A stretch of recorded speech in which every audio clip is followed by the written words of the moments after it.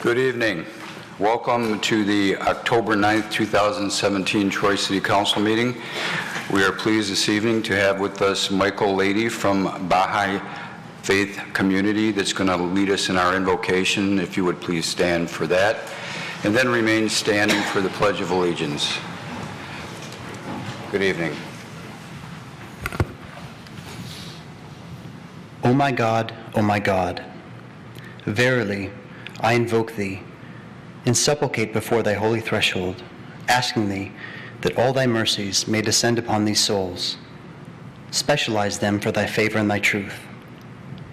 O Lord, unite and bind them together, join in accord all the souls, and exhilarate the spirits through the signs of thy sanctity and oneness.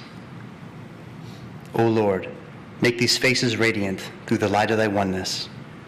Strengthen the loins of thy servants in the service of thy kingdom. O Lord, thou possessor of infinite mercy, O Lord of forgiveness and pardon, forgive our sins, pardon our shortcomings, and cause us to turn to the kingdom of thy clemency, invoking the kingdom of might and power, humble at thy shrine and submissive before the glory of thine evidences. O Lord God, make us as waves of the sea, flowers of the garden, united, agreed through the bounties of thy love. O Lord, dilate the breasts through the signs of thy oneness, and make all mankind as stars shining from the same height of glory, as perfect fruits growing upon the tree of life. Verily, thou art the Almighty, the self-subsistent, the giver, the forgiving, the pardoner, the omniscient, the one creator. Abdul Baha.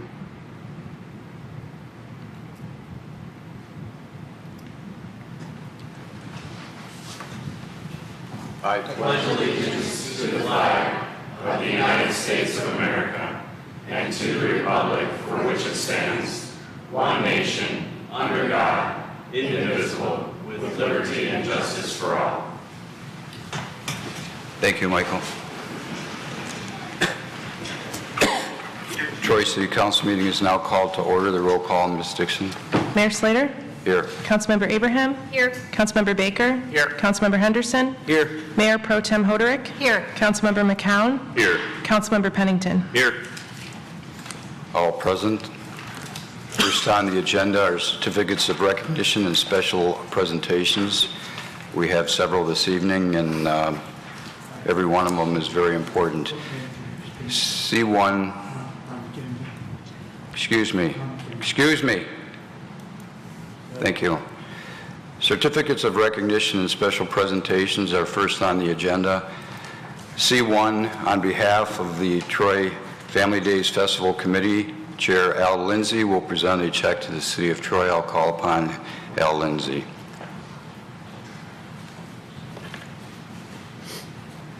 Good evening, Al. Good evening.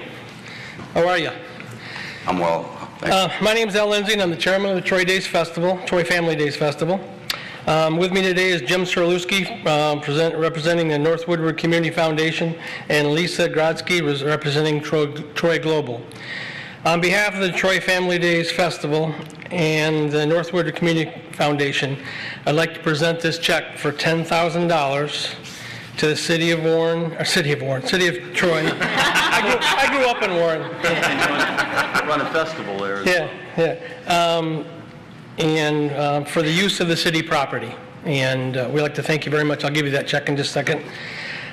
We had a very successful festival this year. The weather cooperated perfectly. We had 4 perfect days of weather, which doesn't happen very often.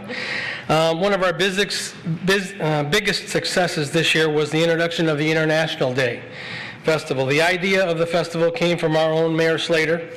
And back in October, we sat down and talked with the city manager and myself, and it came up with the idea of having International Day.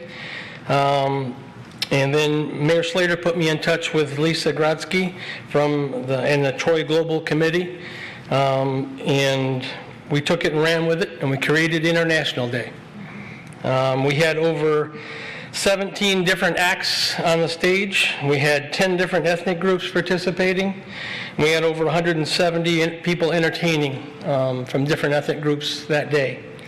We had thousands of people sharing the cultures that day. Great idea.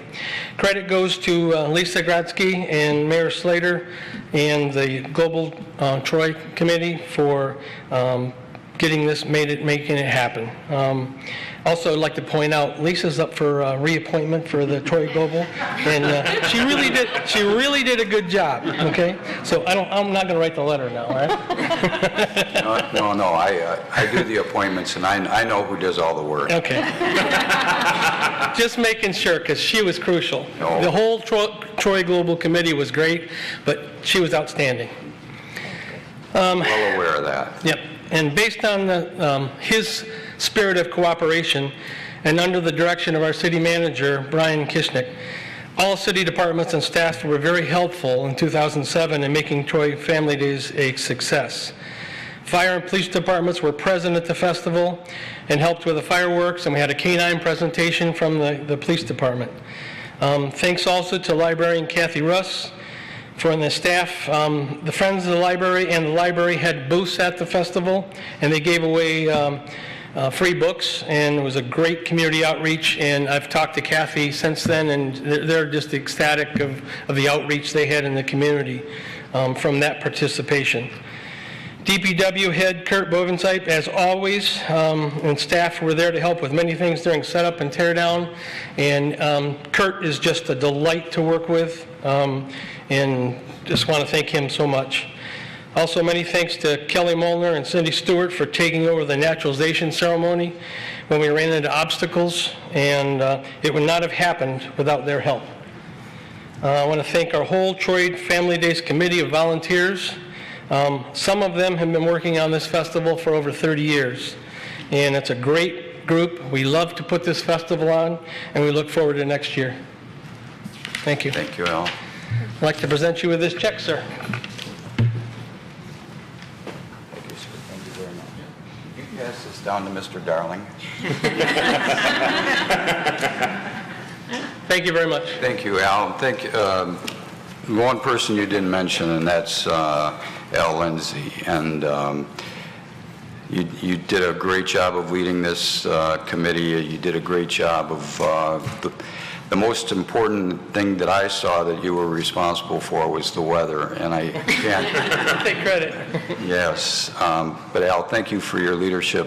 Without you, this would have never been a success either. So thank you to everyone, and everyone should understand that everybody that participates in the Troy Days Festival is a volunteer. Every single person, and it shows what this community can do and what we're all about. So thank you. Thank you to everyone. Lisa? Yep. Thank you.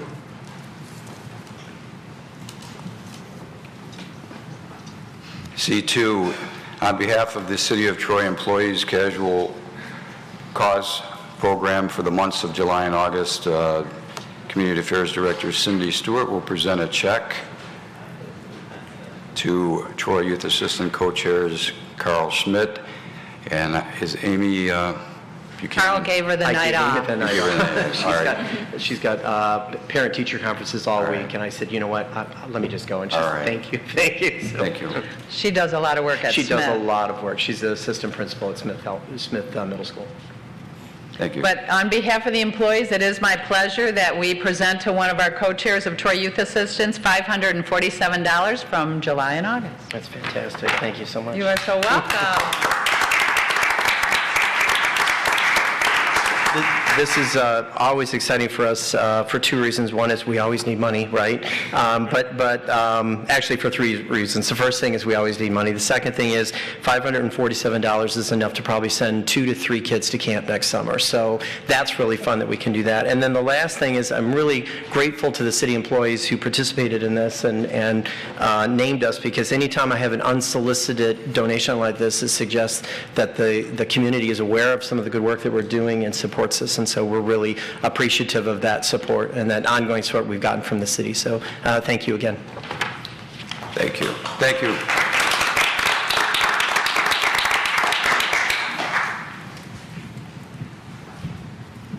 C3 and C4 are proclamations that I'd like the honor to come down to the podium and present. The first one I would like to call up, I see Padma Krupa is here, and I'd also ask Sujata from Bharatiya Temple to come forward, and I'd like to present a proclamation to them at this time.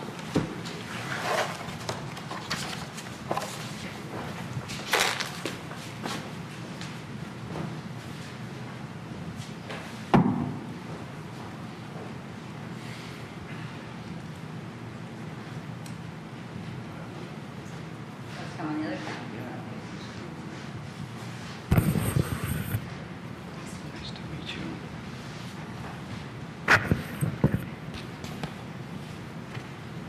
I really want to do this. I'm struggling with my voice tonight, and my backup is right behind me, and if I give the signal, Mayor Pro Tem Hoderick is going to come down and finish, but I'm going to do my best, okay? This is a proclamation to recognize the celebration of Diwali, the Festival of Lights, October 19th, 2017. And I'd like to read this, such an important document that we do each year, and it's my honor to do this. Whereas the Hindu American Foundation and more than 1 billion celebrants worldwide relevantly observe the holy day of Diwali to mark the beginning of the Hindu New Year. And whereas Diwali, the Festival of Lights, symbolizes the victory of Dharma and good over evil, and is one of the most celebrated festivals of Hindus, Sikhs, and Jains. And whereas Asian Indian immigrants are the largest ethnic group of immigrants in the metro area, with close to 5,000 living in Troy. And Troy is also home to one of the oldest and largest Hindu temples in Michigan, the Bharatiya Temple of Metropolitan Detroit. And whereas the U.S. Congress and the House of Representatives officially passed unanimous resolutions since 2007 recognizing the religious and historical significance of Diwali. And whereas Diwali is a time of Dana, which is charitable giving, and Siva, selfless service, by bringing light in the form of wisdom, knowledge, nourishment, and shelter in order to alleviate the tangible forms of suffering such as hunger, disease, and poverty. And whereas the shared Indian holiday of Diwali signifies a special time of peace and serenity, with the hope of building bridges of understanding and tearing down barriers of intolerance. Whereas all Troy residents are invited to the Troy Community Center on Friday, November the 3rd at 7 p.m. for a free Diwali celebration with entertainment, food, and displays about the Festival of Lights. So now, therefore, be it resolved that the Troy City Council recognizes the religious and historical significance of Diwali, the Festival of Lights, and Diwali's message of tolerance, compassion, and the victory of good over evil, which resonates with the American spirit. And be it further resolved that the City of Troy proudly expresses its deepest respect for Indian Americans and South Asian Americans throughout the world, and hereby in the Troy community, and all of those who celebrate the Festival of Diwali on October 19th, 2017. Presented this 9th day of October 2017 is signed by myself and all members of City Council. Congratulations on Diwali, the Festival of Lights, and thank you for being part of Troy. It's my honor to present this to you. Thank you. Thank you so much. Namaste, everybody. Thank you to the City of Troy for recognizing Diwali, which is one of the most significant festivals celebrated by Hindus, Sikhs, and Jains all the world over. Sorry. Also called the Festival of Lights, it celebrates the universal truth of good over evil. the Bharatiya Temple in Troy that Mayor was talking about will be having a Diwali celebration on Saturday, October 14th. I invite all of you to come and join the fun. It's going to be a great evening. So if you can, please join us. Thank you.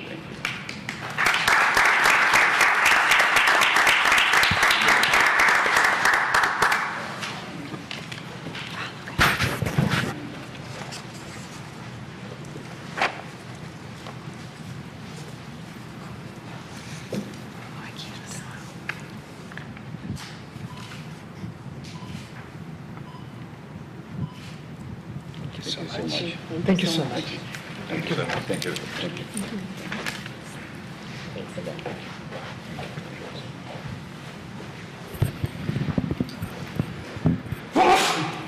Bless you.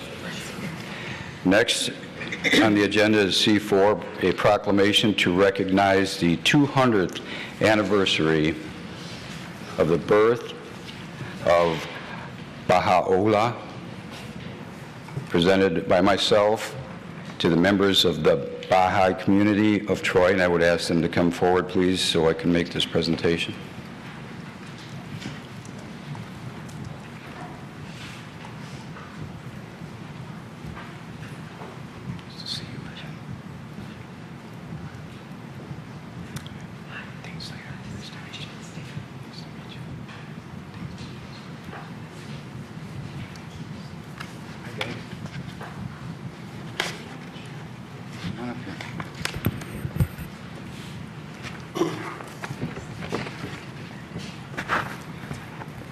It's my honor to present this proclamation to recognize the 200th anniversary of the birth of Baha'u'llah, whereas the Baha'i community of Troy, Michigan, was established in 1971, and whereas a crying need of humanity is the achievement of unity, peace, and justice in our communities.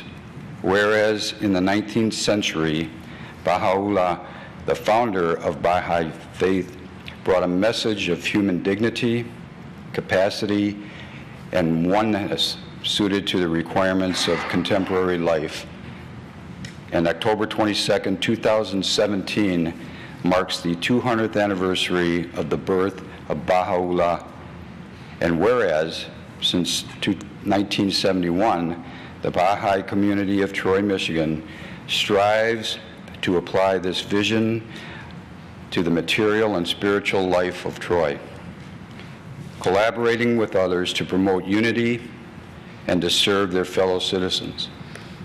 And whereas the Baha'i community of Troy and their families, friends, neighbors, and colleagues are commemorating this bicentenary along with the Baha'i community across the United States and around the world. So now therefore be it resolved that Detroit City Council does hereby declare Sunday, October 22nd, 2017, as the 200th anniversary of the birth of the Baha'u'llah in the city of Troy, and urges all citizens to promote in themselves and in their relationships with others those qualities and attributes that will help bring about the recognition of the oneness of humanity, to embrace diversity and to work for unity in our local community, in our country, and in the world. So be it further resolved that the Detroit City Council joins with the Baha'i community in appreciation and celebration of the 200th anniversary of the birth of Baha'u'llah, presented this 9th day of October 2017, signed by myself, once again by all members of City Council. Congratulations, and it's my honor to present this proclamation. Thank you so much. Thank you. Well, it's very humbling and quite an honor to receive this proclamation from yourself, Mayor, in the environment of the City Council. And we'd like to humbly invite all the City Council members who have received invitations and also the public to join for the celebration of the life of Baha'u'llah, who was the prophet founder of the Baha'i faith. It's going to be held on the 22nd of October at the Strand Theater in Pontiac. There's going to be some world-class performances through the arts to express the life and teachings of Baha'u'llah. So please, thank you very much. Thank you. Let's get a picture.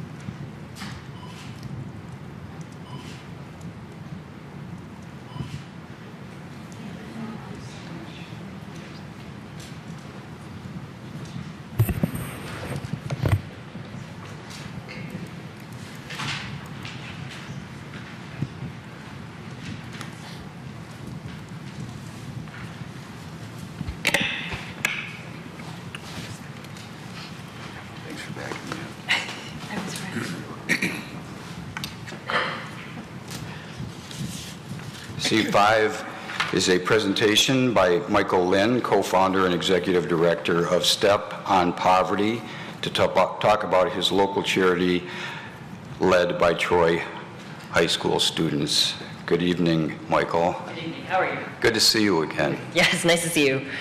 So my name is Michael Lynn. I'm a senior at Troy High School. I'd first like to thank the City Council for allowing me the opportunity to present on STEP on Poverty. So I co-founded this 501c3 nonprofit organization in the summer of 2016 with a current sophomore at University of Michigan. This charity really began as a shoe charity with a team of 5 members. And so we've been distributing, flyers for shoe pickups, asking for lightly used shoes or new shoes for donations. And every goal that we've set, we've surpassed, so we've aimed higher and higher. And so now we've grown to a member roster of 68 high school students coming from Athens High School, Troy High School, and International Academy East. And our goal of shoes, our goal was to collect 9,000 pairs of shoes. We've soon surpassed that, so now our goal is at 10,000. We have a current count of 9,225, and the City Council is so gracious enough to allow us to set up a donation box right here in the east entrance of this building. And so we believe that will really push us to the edge of the 10,000 goal that we have set. And so we really recognize the potential of high school students and of nonprofit organization work. So we've expanded to include 2 more initiatives. So that includes the environmental initiative and the business consulting initiative. And so the environmental initiative includes really promoting sustainability within the community, starting from the high schools. We recognize that there was a lack of recycling bins and subsequently a lack of recycling culture in the high schools. So we did receive a grant from the Troy Community Foundation, and we have purchased 16 recycling bins that will be distributed to the high schools starting next week. So we'll be seeing some more green action in the high schools, and hopefully that will spread to the rest of the community. And with our business consulting initiative, we really hope to digitize local businesses and nonprofit organizations. So that includes meeting with nonprofits like Troy Youth Assistance, Leadership Troy, Troy Foundation for Educational Excellence, moving their platforms onto social media, onto the digital world, and getting them a good fitting in this technological era. So STEP on Poverty would really like to appreciate this City Council for their efforts in helping us to achieve our goals. Thank you. Thank you, Michael. Well done. Thank you. Thank you.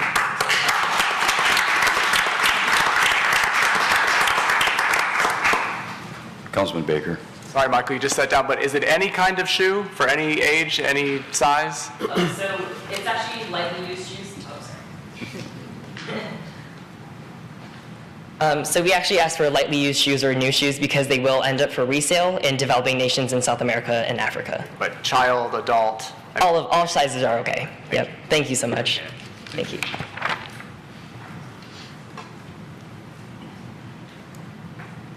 I think if a city council member doesn't have their shoes on right now, it should go into that box.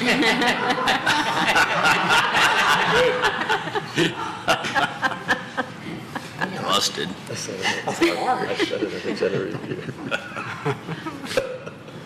C6 is a presentation by City Manager Brian Kishnick regarding the mechanics of the AAA bond rating process. So I'll call upon Brian. Good evening, Brian. Thank you, Mayor and City Council. You recall at the last City Council meeting, Councilmember Pennington asked for a brief presentation on the mechanics of the AAA bond rating. So I want you to know this is not at all inclusive. This is a very summarized discussion on the mechanics of a bond rating, and I'll cite where I got my information. I know I've sent some of it out to City Council, and anybody else who's interested in it is more than welcome. But I'm using Standard & Poor's Ratings Direct, and it's U.S. Public Finance methodology of rating general obligation bonds. So that's where we get this information from, and it's not difficult to understand the bond rating mechanics. Basically, if a municipality wants to go out and borrow money for a large project, they get rated by an independent company like Standard & Poor's and Moody's and Fitch, and those analysts are looking at the city's financial strength and their ability to repay the bonds in a timely fashion when they're due. And that may sound simple, but I think everybody remembers it wasn't too long ago when, paying the debt service payment was not easy once the economy hit. So you have to be very, very careful in how you manage your finances and use reserves and do long-term forecasting, and that's what I'm going to talk about for about a couple of seconds here. So there's the criteria used to determine the bond rating, and I'm going to go through each one of those right now. The first one is revenues and expenditure assumptions. So what's the municipality and staff's ability and work in establishing the revenue and expenditure assumptions so that the variance at the end of the year from budget to actual is not significant, and so your ability to use those assumptions work, and you're close to where you said you were going to be, so there aren't unforeseen problems at the end of the year. In the city of Troy, and Tom Darling, and even the previous administrations, Mr. Lamorato and Zerlak did a great job of setting this budget up, and Tom and I just carry it forward. So budget and amendment updates. We bring you budget amendment updates as we review the budget continuously throughout the year.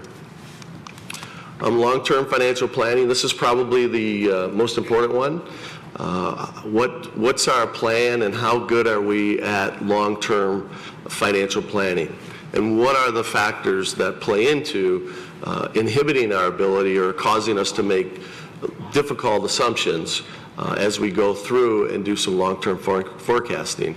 And so that's what long-term financial planning is. And we put together, as you know, a 3-year budget that's presented. And there's a lot of assumptions in that second and third year. But the more assumptions you have and the larger the assumptions are, the more difficult and inaccurate that 3-year budget's going to be.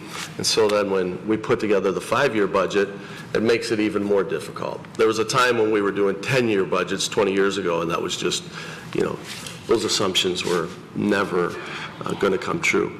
Long-term capital planning, and fortunately we have a great public works department and engineering with the executive team to look at our long-term capital needs. So that's important. So, okay, thanks, Bob. Or did I do it? You did it. Oh, great. I didn't touch nothing. There we go. Investment management practices. So what are your investment practices? And as you know, Tom can't invest in risky investments, and it's basically low yield bonds and money markets that he can invest in, which does not help in our investment income line item, so you really can't count on that. Debt management practices, policies and practices. Certainly this city is a low debt city and has made every attempt to make sure that your financial strength is there, and that for your AAA bond rating and your policies are in place, as well as a low debt city helps as well. Most high debt municipalities aren't going to receive a AAA bond rating. So you have to be able to do that. And then reserve and liquidity policies. You remember we came out with a fund balance policy, I don't know, about 3 years ago maybe by now. What was it for? Yeah, sorry. It just seems like yesterday. Where you have the floor and the ceiling of 10% and 20% of expenditures. So that's the kind of thing they're looking for.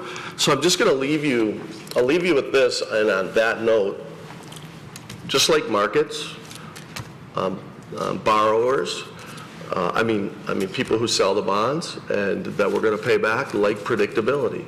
It's all about predictability, and is the municipality financially sound and secure and have the right assumptions, have the right long-term forecasts in place to be able to repay the money that they're going to borrow from the issuer that they're going to borrow that from. So predictability is key, and anytime you limit your ability to have funds available to pay, and I'll just say a few examples, millage caps, that comes into play, right? Because Nobody here, and I've never heard anyone here say they want to raise the millage rate, right? Even though we can't with the millage cap.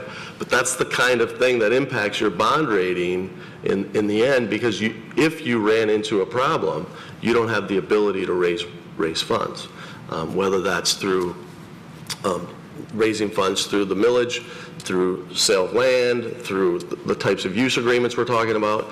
Anytime you inhibit that ability, you're inhibiting your ability, A, to have the financial resources to pay, B, to do the financial long-term forecasting that you need with significant accuracy so you don't have a problem down the line. So I hope that helps, and I hope that answers the question. Again, that's a really quick summary. I certainly have much more information if you want to look at it, and I'd be happy to talk to anybody. Thank you. Any questions from council for Mr. Kishnick? Councilman Pennington. Thank you, City Manager Kishnick. We, it's in my opinion that this new charter amendment will possibly affect this, our AAA bond rating, and so that's why I wanted to, clarify where the city stood on explain it a little bit better, and I appreciate it. Thank you. Thank you. Thank you. Next on the agenda is C7, which is, I guess in some way unfortunate because of the world that we live in today, but I think it's an important topic that should be discussed. Active shooter training and response. I'll turn this over to Chief Mayor. Good evening. Thank you, Mayor. Good evening, Mayor and Council. After the tragic incident you mentioned in Las Vegas, City Manager Kishnick asked me to give a very brief presentation on the City of Troy Police Department's active shooter response plan.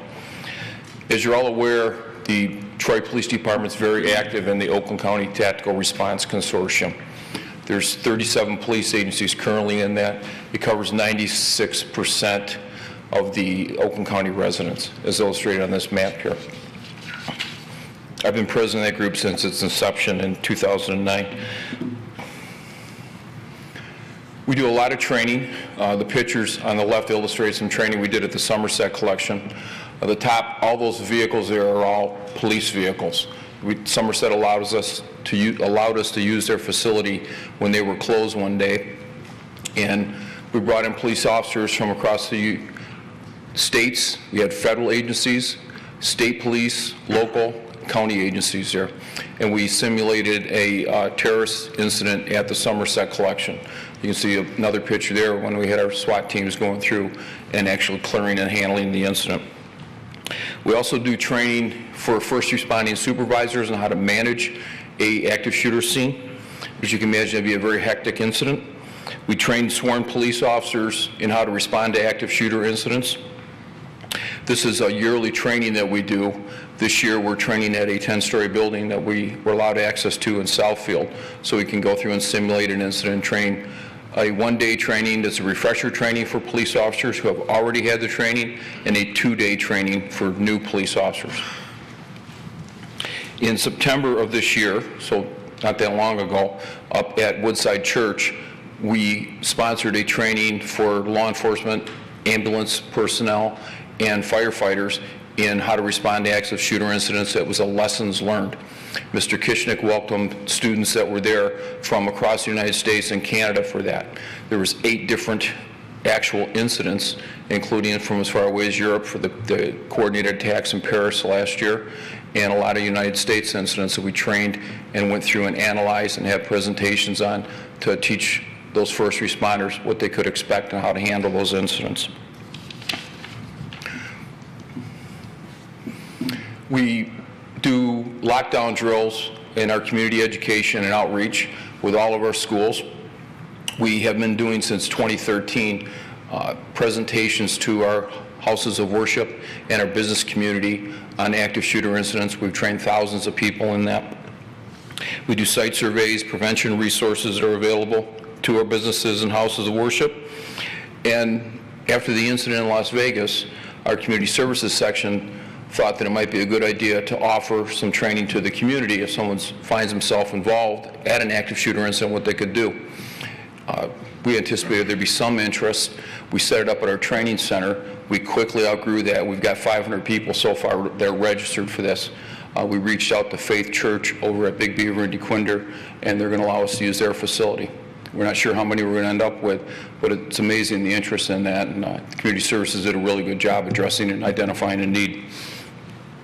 They extend that through the proactive media outreach that Community Services does to newspapers, radio, our social media, and we've even been on television. Officer Julian did a report for Channel 2, or for CBS. We equip all of our command cars with equipment that will allow us to respond to an incident and have the equipment that's there that's necessary. There's just a illustration there that isn't all-inclusive, but it just kind of shows you the equipment that we have in our command cars and our tactical support team vehicle. Every police officer is equipped with an emergency response kit that gives them additional protective gear over what they normally wear. You can see that in the upper right. So they have additional equipment that they can carry, a ballistic vest, ballistic helmet. We give them, every patrol car is equipped with what's called a rifle-rated vest. That's the vest that's in the lower corner right here. And that will stop rifle rounds. Most police vests typically don't stop rifle rounds. They stop handguns and some rifle, but high-powered rifles is what was used in Las Vegas. They wouldn't stop.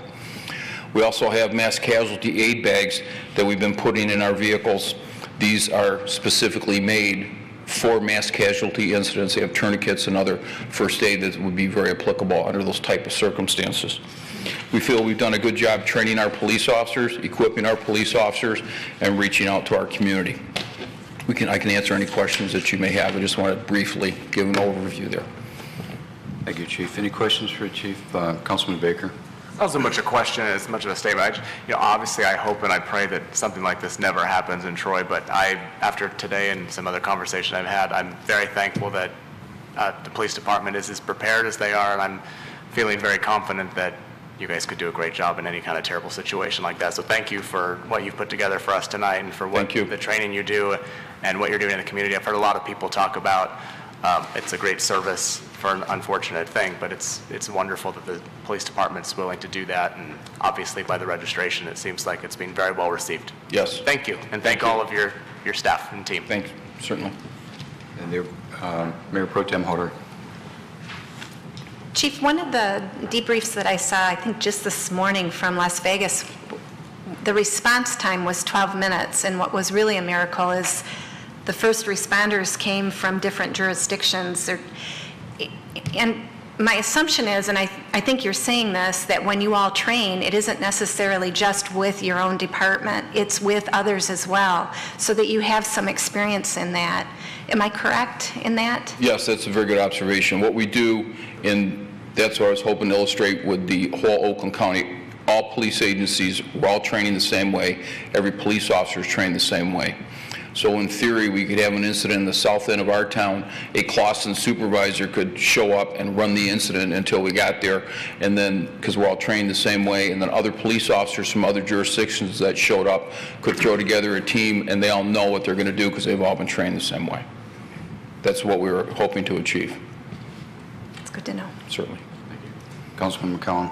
Similar to Councilman Baker, I don't have a question so much as a statement. So last week I was able to participate in a League of Women Voters forum where we were asked about the city's preparation for a terrorist attack or something such as this. And it's helpful to see this presentation. I was actually in Paris this June on the same day that a van drove into a police convoy in the Champs-Élysées.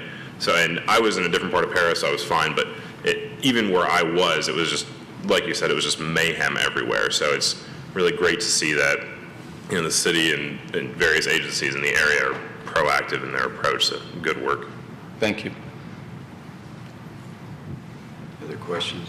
Thank you, Chief. Thank you, Mayor. There are no carryover items or public hearings. So we will move to public comment for items on the agenda from Troy residents and businesses. I will first call upon Nancy Morrison Troy business owner, to speak on I-4. Good evening, Nancy. Good evening, Mayor Slater and council members. I had the opportunity to serve on a provisioning center work group regarding medical marijuana, and that was through the state of Michigan and also the Licensing Bureau. So I served with 19 other people and from all walks of life, and we got to provide give them feedback and our opinions on what we could do to make a provisioning center safe and provide, training for employees and also child-proofing packaging. So that was the end of September, so I know the state is not ready at this time. They're still compiling the data. They had different work groups for different areas regarding medical marijuana. So on behalf of the Troy Community Coalition, I ask that you extend the moratorium until giving the state more additional time. Okay? Thank you, Nancy. Thank you. Next, I'll call upon Lalita Vulapalli, who wishes to speak on C3.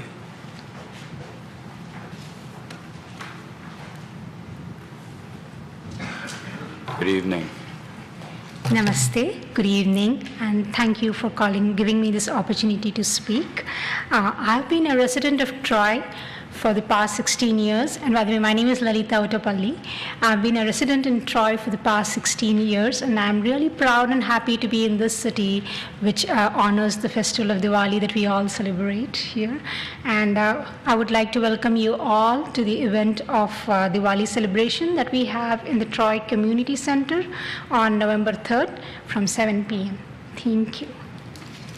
Thank you very much. That concludes those that have signed up to speak on public comment for items on the agenda from Troy residents and businesses. This is an opportunity for City Council or City Administration response. Any response this evening from Council or Administration? There are no postponed items this evening, so we will move to regular business. First on the agenda are board and committee appointments. First, our mayoral appointments. So I would like to appoint Kenny Koza and Daniel McLeish to the Downtown Development Authority Board for the terms that expire 9/30/2021. Support. Moved by the chair, supported by Councilman Baker, that we appoint Kenny Koza and Daniel McLeish to the Downtown Development Authority Board for the term that expires 9/30/2021. Any discussion? The vote, Ms. Dixon. Mayor Slater? Yes. Councilmember Abraham? Yes. Councilmember Baker? Yes. Councilmember Henderson? Yes. Mayor Pro Tem Hoderick? Yes. Councilmember McCown? Yes. Councilmember Pennington? Yes. Motion passes, and thank you to Mr. Koza and Mr. McLeish for volunteering to continue on that important board. Next, I will defer to Mayor Pro Tem Hoderick, who will make city council appointments. Thank you, Mayor.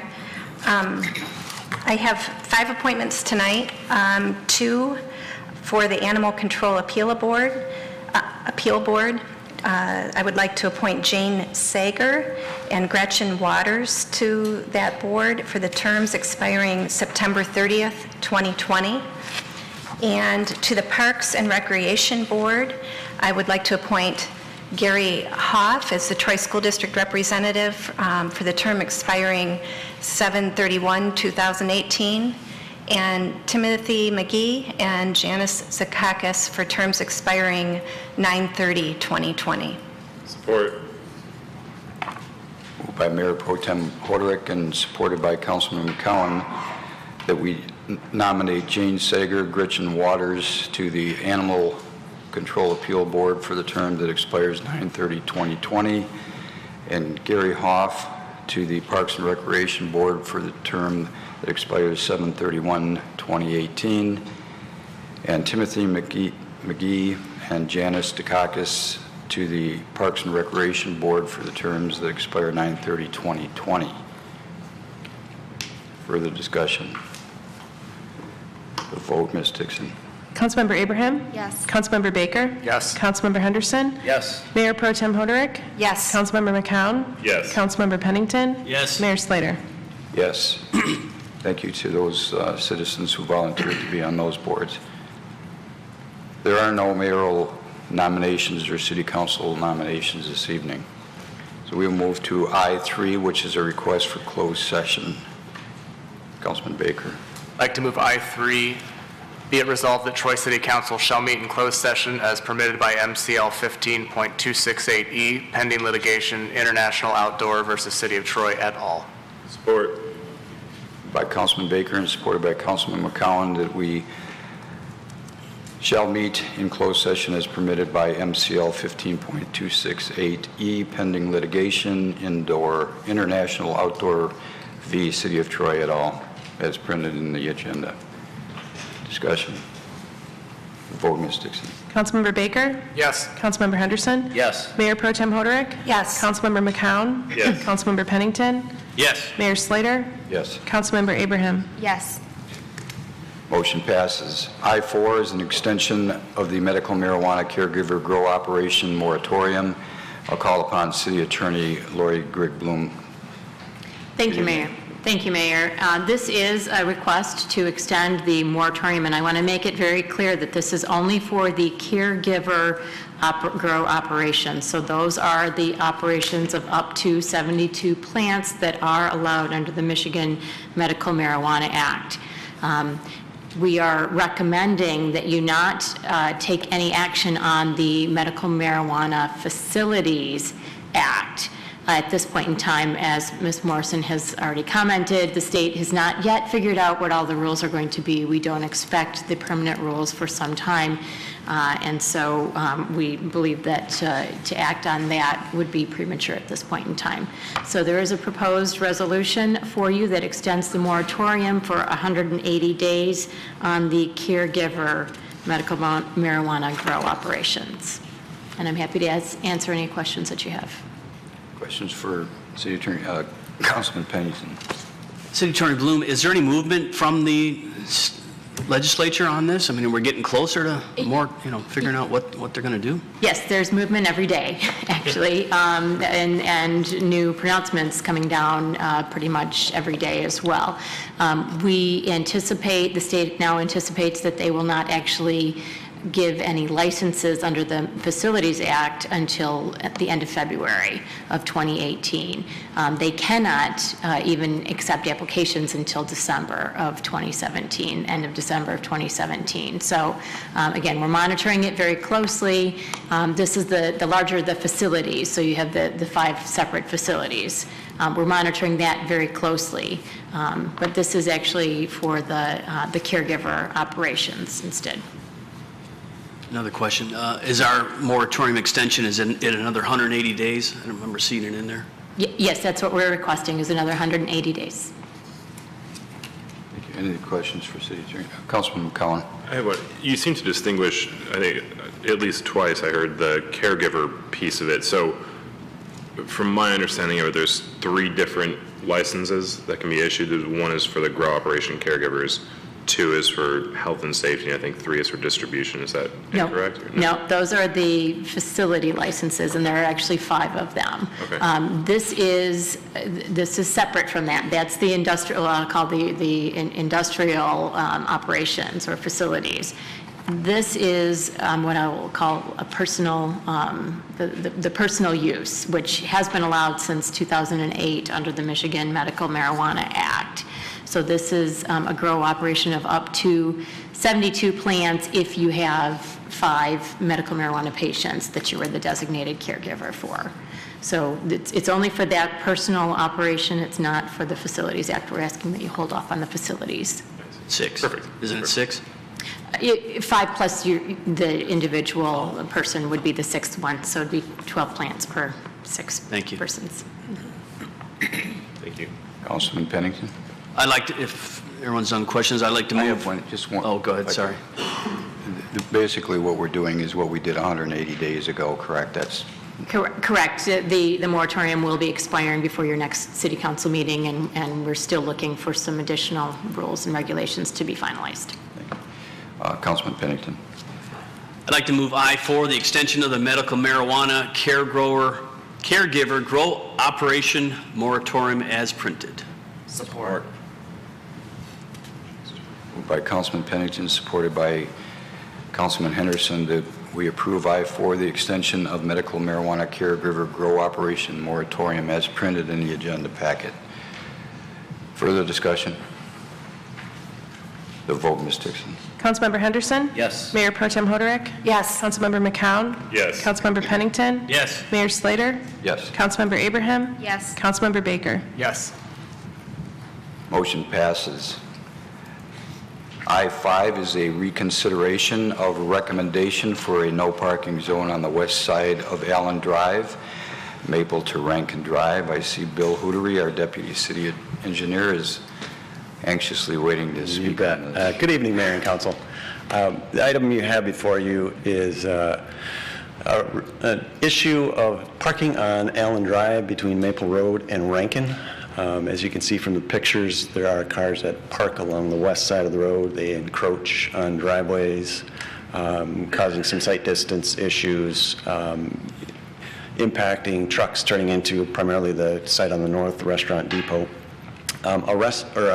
A request was made by the west side businesses back in June to eliminate parking on the west side of Allen. Went to the traffic committee June 21st. Subsequent to that meeting, United Shore announced that they were moving their headquarters, and they asked if we could meet with them. So city management went over and met with them. Their desire was to maintain parking on the west side, or at least some semblance of parking on the west side while they transition to their new location. So what we did is we came up with what I would call a compromise solution. And essentially what it is prohibiting parking 20 feet from any driveway, any intersection, any crosswalk, which would open up the driveways a little bit more, allow trucks to turn in and out, get some better sight distance up there. We brought this back to the traffic committee since it was a change to what they had recommended. They had pretty lengthy discussions, and in the end, they came back to just posting it at the west side as no parking. They did not come to any consensus on any of the alternate resolutions that were discussed that night. The businesses along Allen also support posting the west side as no parking. United Shore would like to see some type of compromise to allow some parking along the west side. So I'm happy to answer any questions. There's more additional information in your packet as well. So. Yes, I know you included a nice informational sheet. Thank you. Just a couple questions for me. I participated in the administrative meeting to try to come up with a compromise between everyone. I know City Manager Kishnick came up with the best idea that I thought there was, and that's the 20 feet. Similar to something that we did up on Niles Drive recently. The traffic committee seemed to struggle with this to get it to us, and the last vote was, my understanding, 3 voted for the compromise and 3 voted against the compromise. Correct. Because they only had 6 there that day. Correct. We had 1 member absent. Thank you. Any other questions for staff at this time? Councilman Baker. With cars parking on the west side of the street, have there been traffic accidents? Have there been anything that's, any problems related to parking? Yeah, I did double check with Troy PD today, and there was one crash reported. Semi turning into the restaurant depot did hit a parked vehicle that was encroaching in the driveway. So in the past 5 years, there's been just that one crash that's related to parking. Other crashes at the intersections, but not related to parking. And with this compromise, I mean, the 20 feet from each driveway, that... Yeah, we believe that would... That have alleviated that potential crash. Yeah, and realistically what it does is it removes 2 parking spaces from each area right now. A parking space is typically 20 to 23 feet in length, so it roughly removes 4 cars at Maple, now you'll have 2. Thank you. Any questions for staff at this point? Councilman Henderson. There's no parking on the east side currently? Correct. The east side is posted no parking due to fire hydrants. Okay, so, and those are, as I recall, pretty wide roads to begin with. Allen is 36 feet wide, so that's one of the things we looked at is we could post an 8-foot lane and still have 28 foot of road left, which is our normal residential street standard. And they currently park there right now. Councilman Pennington. Is the speed limit 25 or 35 on that It is road? posted 35. 35, okay. Questions for staff? Option A is the compromise. Correct. Is that correct? Thank you, Bill. Yep. If council doesn't mind, I'm going to make a proposal, a resolution, so that we can get it to the table for discussion. I'd like to propose option A, resolve that no parking zones be approved on the west side of Allen Drive between Maple Road and Rankin Drive within 20 feet of all driveways, street intersections, and crosswalks. Support. Moved by the chair and supported by Councilman McCowan that we approve option A as printed in the agenda packet. If you don't mind, if I could start out with the discussion. I did participate in the initial discussion. The president and CEO of United Shore asked to meet with administration, and he asked if I would be there, so I did meet with them, and I thought it was a good compromise for everyone, very similar to what we did up on Niles Drive. I think when we go into these type of situations, we look to see if we can get a compromise that everyone can live with. I'm disappointed that the businesses did not want to compromise when the real issue was an encroachment on the driveways. And I think if we eliminate that issue, we eliminate the problem. And I wish they would have been more part of the solution than just being so anti-parking on the whole street. Because I don't think it affects the whole street.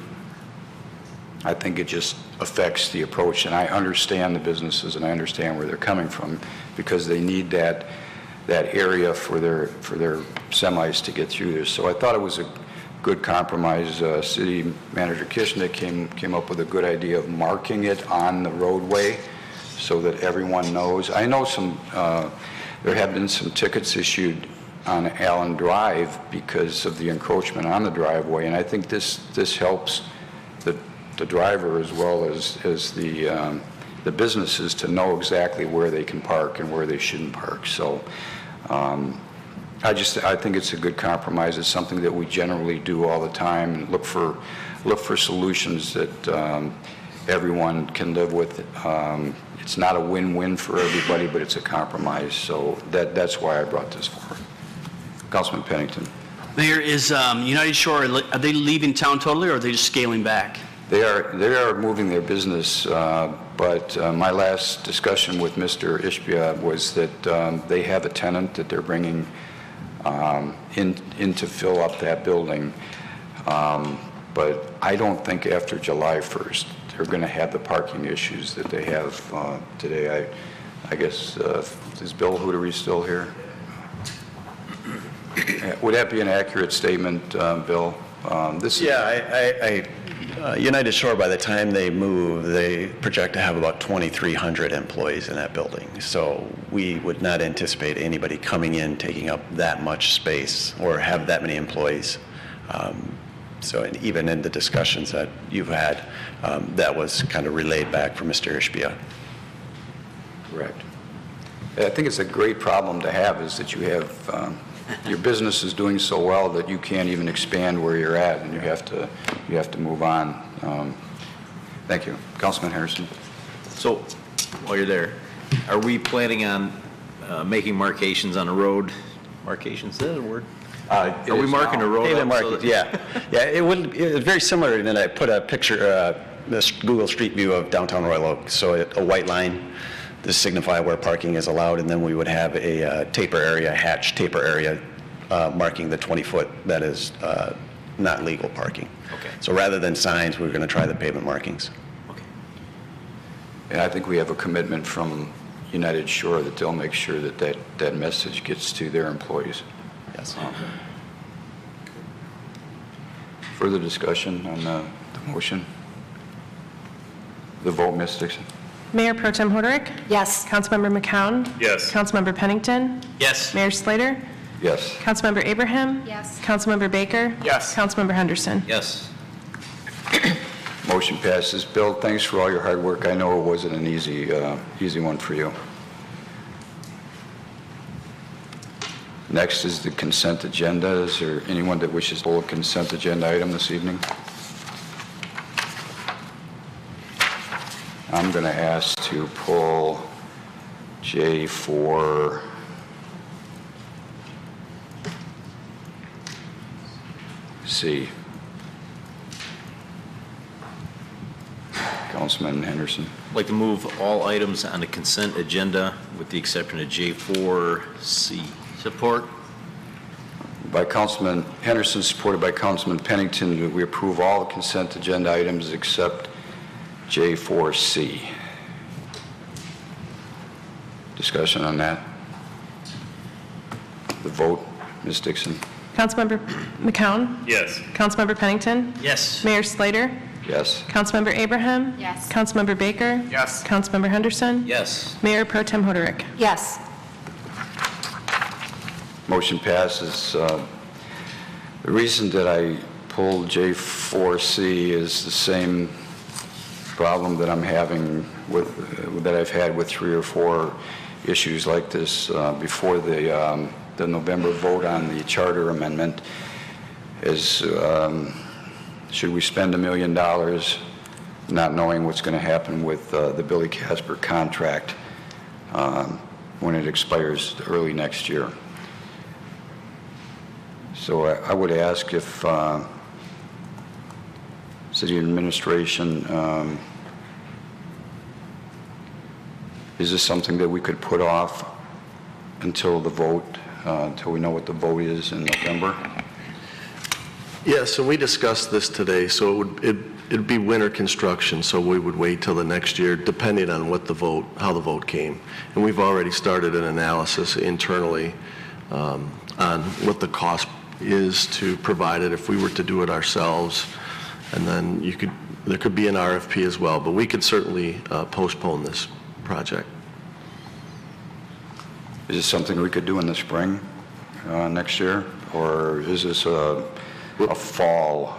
Well, you can do it in the spring, but it's disruptive to the golf, right? And at Sylvan, we've been doing that with the drainage project as well. That was going on, I don't know, 2 summers ago. So we could make that decision, what disruption it would be, and we could talk with the contractor. But it can wait, or we could do it in the spring and deal with the disruption. Thank you. I don't know how other council members feel, but it's a significant number. And if we have to wait to have a vote on whether Billy Casper or we have somebody managing our golf course from June until November, we would have to staff the golf course or find some way to manage the golf course for those months. And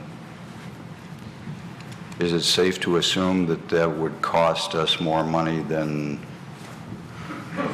having a contract with Billy Casper Golf? The whole purpose we do this is it saves the city money, correct? Again, Mayor, that's true, and we've just put some rough numbers together, and I'd rather have some time to really digest these numbers, but the rough numbers appear that it does cost more to do it ourselves versus Billy Casper. Not to mention the expertise you get with Billy Casper in the golf world out there and putting promotions on and getting people to play your golf course.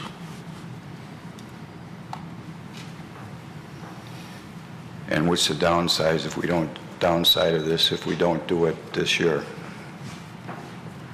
The golf course suffers? In terms of, we're talking irrigation now or contracts? Irrigation. Yeah, it obviously is not the, great golf course, and it could deter people from coming to play it, and therefore it affects your revenue base. Councilman Henderson. So November 7th is the election. If we'll have some determination at that point what's going on. When were we going to dig up the grounds to put the irrigation in? In October, Kurt? November. November. So is it safe to assume that if this, again, a lot of what-ifs, right? But a lot of what-ifs here. If this thing fails, and then we can presume that we're going to extend the contract with Billy Casper, how much time have we really lost? When do we get to vote on this again if we get to the point where we can, and have we missed that small window of opportunity or not to put irrigation in before winter hits? Yeah, I'll let Kurt, or do we have representatives here from it? You want to do it, though? Of course. Yeah. Good evening, Kurt. Good evening, Mayor and Council. Representatives both from Rainbird and Billy Casper are here tonight as well if there's any specific questions but in regards to their operation, but I can answer any questions in regards to the request for quotes that we produced. The issue becomes materials procurement. We're not alone in winter work, and when we start getting into mid-November to award a contract, we're just that much further behind to procure the materials. So that becomes an issue. We could sit down with a contractor who is not represented here tonight, but to see how much work can be postponed to the spring and how that would delay into the spring play.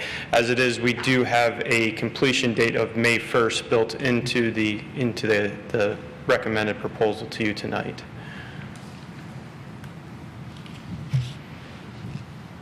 Mayor Pro Tem Hoderick. Okay, regardless of the vote in November and who's running the golf course ultimately, we need to do this.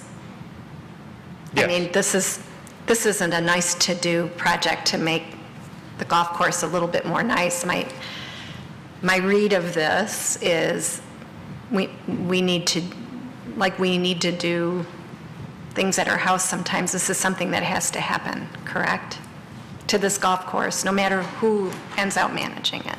That is correct. Councilman Baker. I guess if it had to be delayed a year, though, I mean, are we experiencing severe, breakages and damaging the golf course now? I mean, is the irrigation system not working currently, or, I mean, is it a gamble, I guess, to wait another year to replace it if we needed to? I think to the mayor's point, the question was, if we are, and these are all so speculative, I understand that, but if, let's say the charter amendment passes and the Billy Casper contract expires in the middle of the year, and we have no one to manage our golf course until we can come up with someone and have it voted on in the following November election. If we want to have a golf course, the city has to then operate it, and that's going to likely have additional costs for us. Can we afford to spend $1 million now on an irrigation system and pay the extra cost that we're going to have to incur to manage it ourselves? All of those what-ifs. So back to my question. Kurt, you have all the answers, right?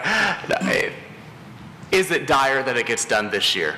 It's been in there for over 50 years, as I understand.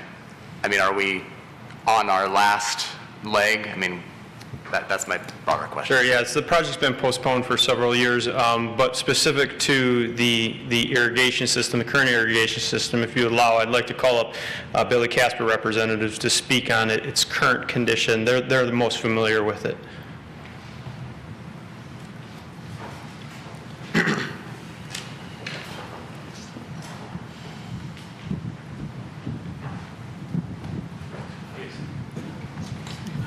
Good evening.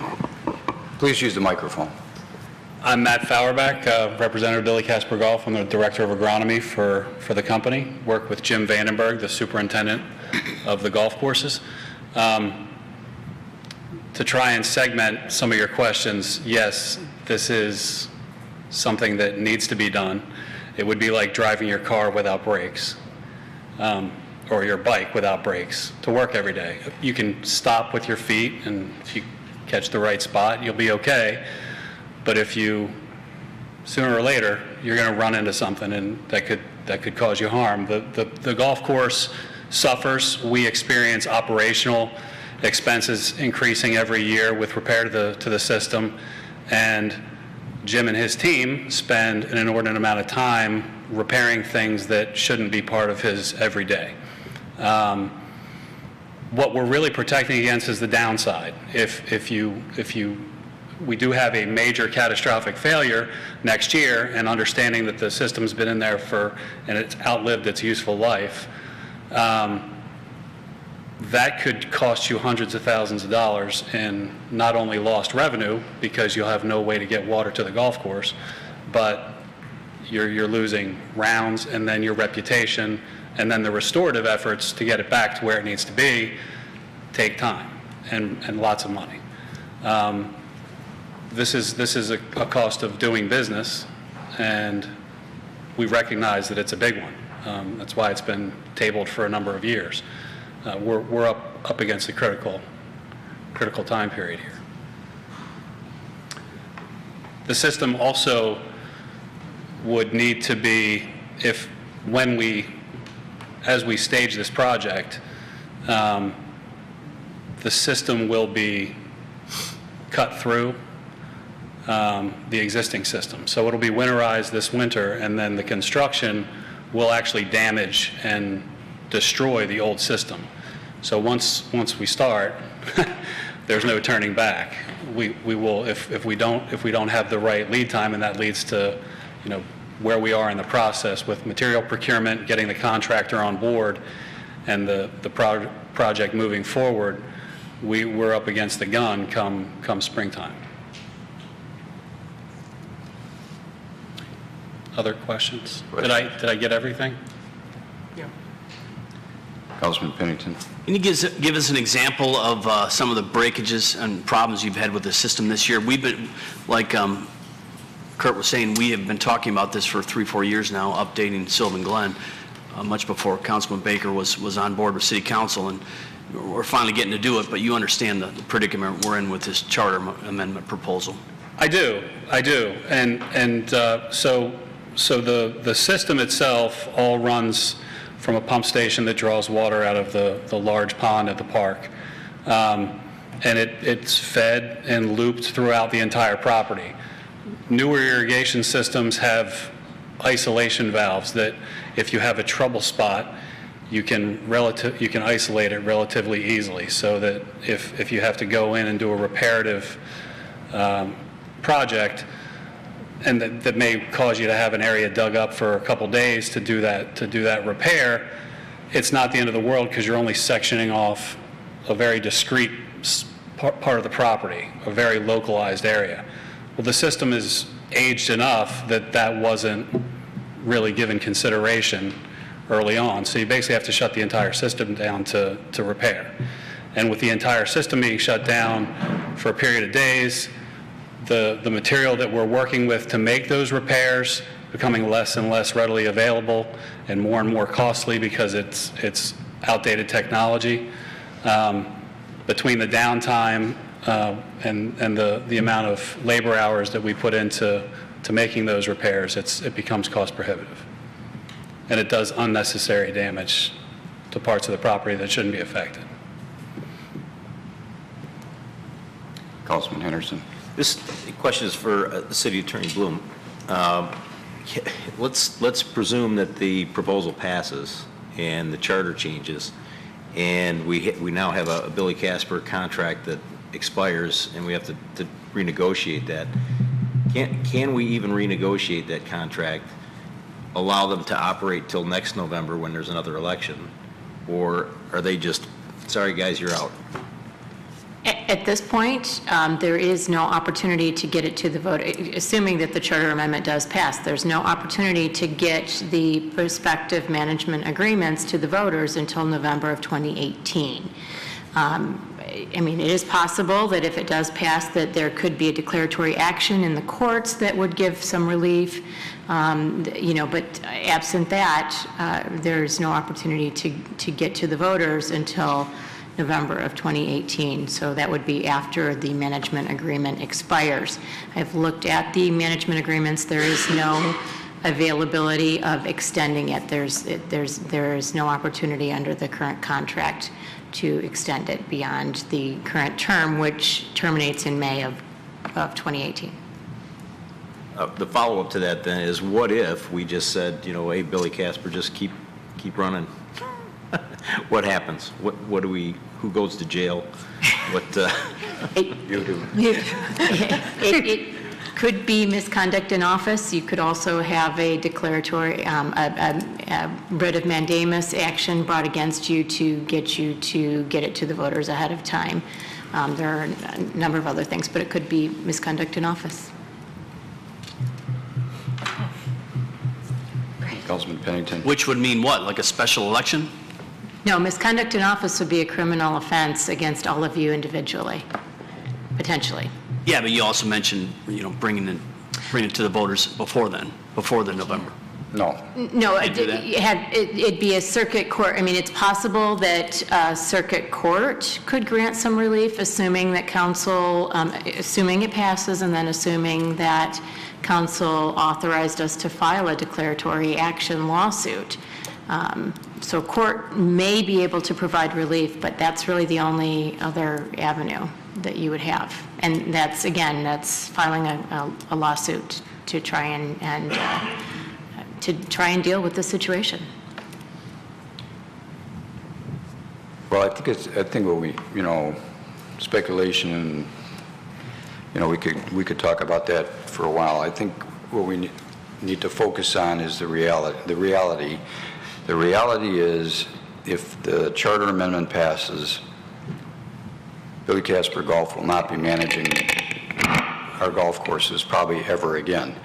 Because if we're going to go through the expense to rehire staff, we'd have to put a new manager, we'd have to do all of that stuff, because we're not going to allow our golf courses to just sit there until November. So if we're going to make that change and we're going to go through that expense, we're going to need that $1 million. That's my opinion. You're also going to need an irrigation system. Well, you need people before you can even run you need somebody to run your operation.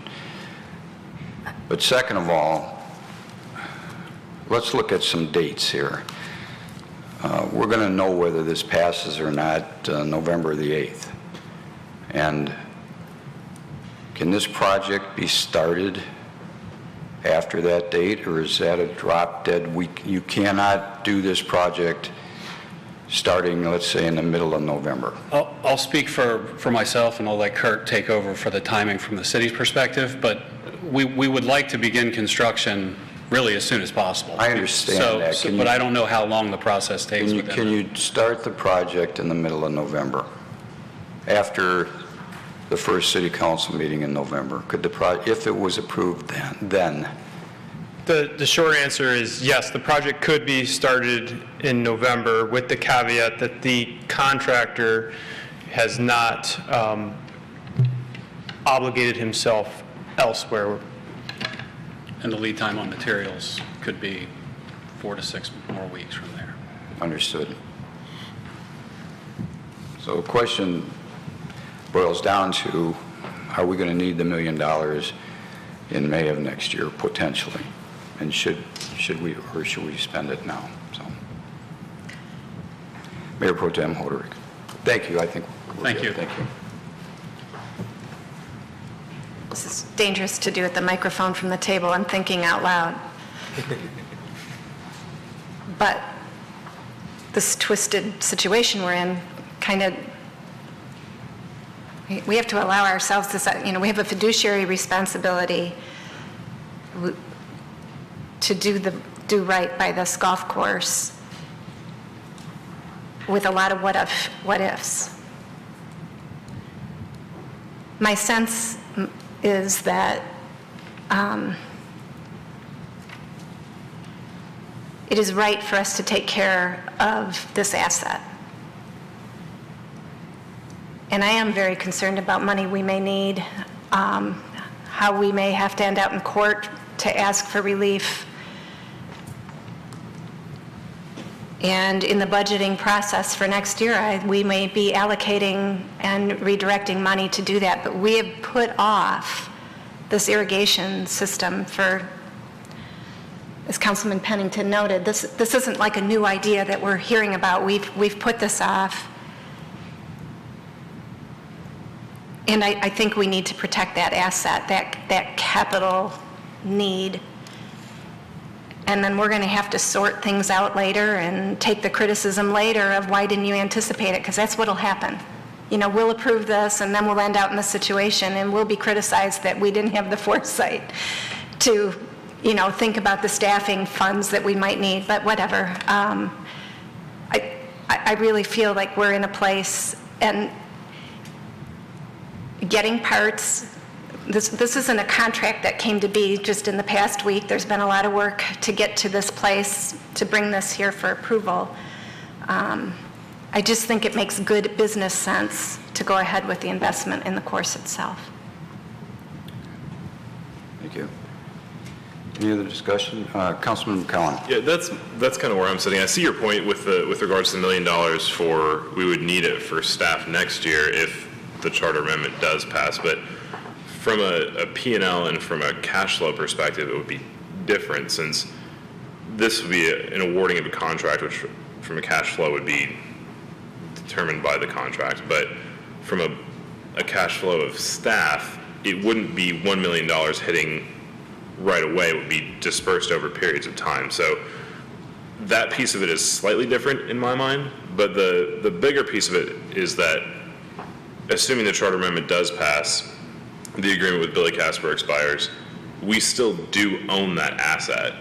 And regardless of whether it passes, whether Billy Casper does renew, whether we do it ourselves, whether we find somebody else to manage the golf course, we still would want that asset to be in the best condition it can be in. So it's difficult because it's tough to balance. The charter amendment makes it confusing. It adds an extra layer of complexity to it in my mind. Thank you. Councilman Henderson. You know, we outsourced both golf courses because, as I recall, Sanctuary Lake was a loser in terms of cash flow. Didn't make any money for us, and Sylvan Glen is just everybody plays it, so it flowed cash rather nicely. So when we outsourced it, we knew that we wanted improvement in the overall picture of the two courses, and we got that in a large fashion with Billy Casper Golf. In fact, correct me if I'm wrong, I think both courses cash flow now positively, or at least the big picture of Billy Casper cash flows positively to us. It is, but you have the debt on Sanctuary Lake. The debt on Sanctuary Lake is the problem. You know, but the caveat to that is it was a landfill, and so you would have closure costs and you would have monitoring costs. So it really is a wash.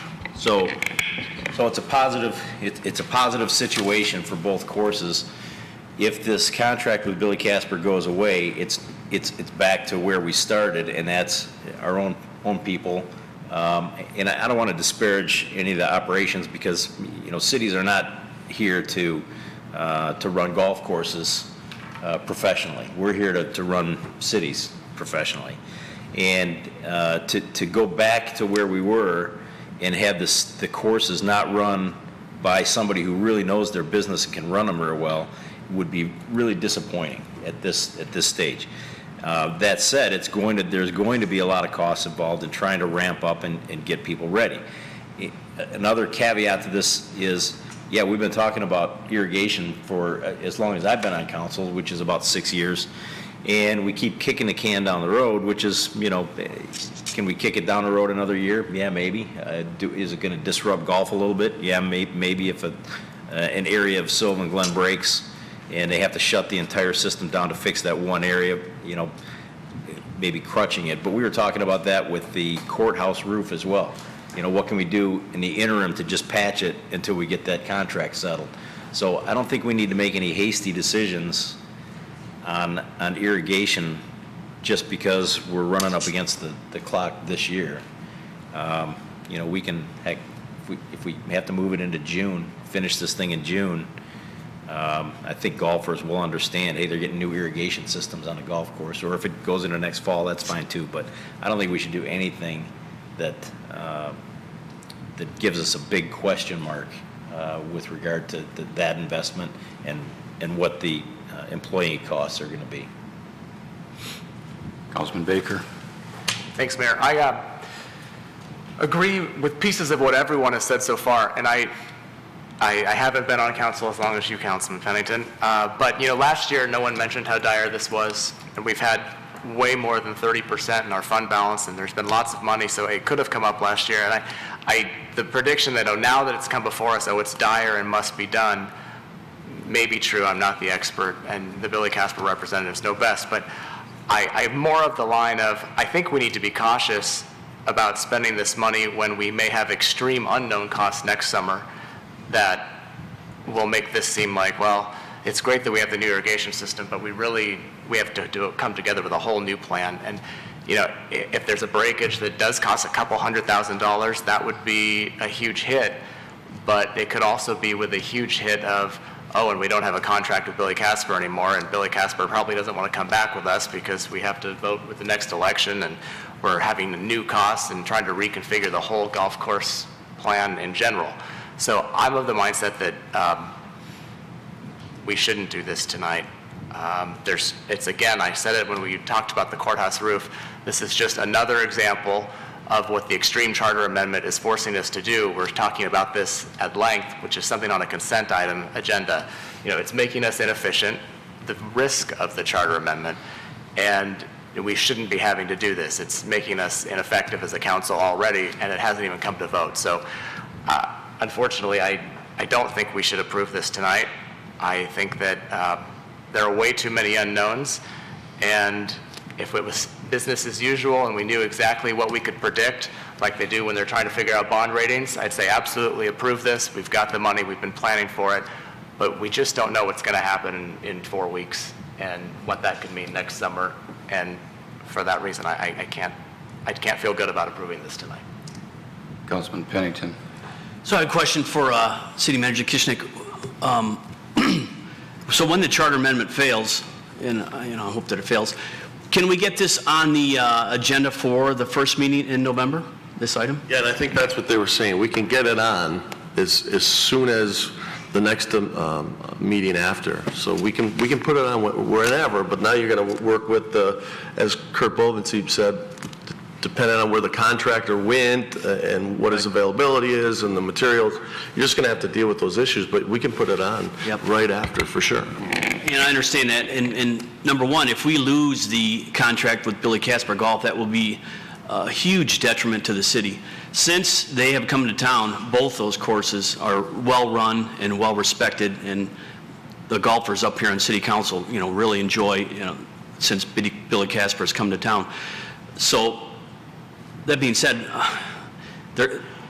they know what we're up against, and we're going to have to wait until after the election, in my mind, and if that runs into May, and the project runs into May, and we're have to close down for a couple weeks in May when we're not golfing in May, then so be it. But hopefully we can get it done before then. You never know; we might be golfing up until November with this weather we're having. Any other comments? Councilwoman Abraham. I am concerned about the obsolescence of parts. I mean, the system is 50 years old or maybe older. So let's see, that's the Johnson administration, I think, possibly the Kennedy administration. I think it's easier to find parts for a Corvair than this irrigation system. That said, I think this highlights that there are repercussions to this charter amendment, whether it passes or whether it doesn't pass. We're feeling the effects today. And no doubt the golfers will feel it next year. Because the reality is, we put this on the, let's say we put this on the agenda on the 13th because it fails. 4 to 6 weeks to procure parts during the holiday season. The reality is, they're not going to be able to be shovel ready until January. And January is not the best time to be shovel ready. It's March, it's April if you're lucky. We shouldn't be talking about a consent agenda item for, I think it's been 20 minutes on an irrigation system. Imagine every November having to vote on every contract and every debate that every citizen is going to have to take when they go into the ballot, into the election booth. This is ridiculous. This is simply ridiculous. When we talked about bond ratings and predictability, and that is key. key. How can you run a city with this lack of predictability? The ability to raise revenue and anything that inhibits it, this is precisely what we're seeing, and it hasn't even gone to the vote of the people yet.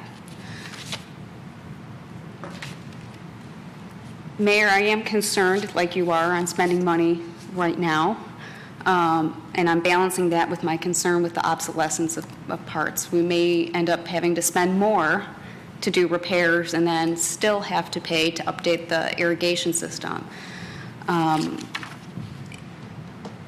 It's $1 million now, but much like the roads, you pay not a lot now or you pay a lot more later, as Mr. Hootery has often said. But I'm extremely hesitant to commit $1 million right now, and I would prefer to hold off on voting on this until after the election. Thank you. Any other comments this evening? I think there's been just a lot of really good points made tonight, and I just feel, you know, as Councilwoman Abraham said and Councilman Baker and Pennington, that it just doesn't sit right to spend $1 million with this hanging over our head. So I'm going to move J4C as printed and see where it goes. Support. Moved by the chair, supported by Councilman McCowan, that we approve a J4C as printed in the agenda packet. Any further discussion? Councilman Henderson. If we just vote on it now and it fails, I mean, when do we bring it back? Or can we amend this and suggest that it comes back to us at the very next meeting after the election? We can ask city administration to bring it back anytime we want. I'm more than happy to revisit it. Hopefully, this charter amendment gets voted down, and we can bring it back ASAP, and I'm all for approving it at that point. So, Councilman Pennington. Could we then just vote to table this until the November 13th meeting instead of voting on it now? We can do that. But we don't know what this council is going to be on November the 7th at this point either. So it could be a whole new discussion with whole new members.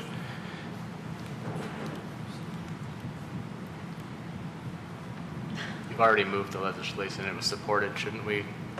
We can amend it. We can amend it. We can amend it. Councilman Pennington, do you want to amend it to bring it back first meeting after the November election? Yes, I'd rather vote on that first, and then if that fails, we could vote on, up or down. Is there support for that? Support. By Councilman Pennington, supported by Councilman Baker, that we table J4C till the first meeting after the November election. Let's take a vote on that. Councilmember Pennington? Yes. Mayor Slater? Yes. Councilmember Abraham? Yes. Councilmember Baker? Yes. Councilmember Henderson? Yes. Mayor Pro Tem Hoderick? No. This doesn't make Oh, sense. good for you. Councilmember McCown? No. Motion passes. My apologies to Billy Casper and everyone that's put their time and effort into this, but I hope you understand spending $1 million with this hanging over our head, I think, is a fiscally responsible act on my. If you're here on a consent agenda item this evening, they've all been approved except J4C. Next on the agenda are memorandums and future council agenda items. K2 is a memorandum, proposed revisions to the massage ordinance Charter 98-A and proposed revisions to Charter 60, which refers to fees and bonds required. This is just a green sheet indicating that this will be brought up at the next council meeting. Any questions, discussions? City Attorney Bloom? Yes, thank you, Mayor. I just wanted to point out that this is something that we are providing to all of council. We are interested in any feedback that you have.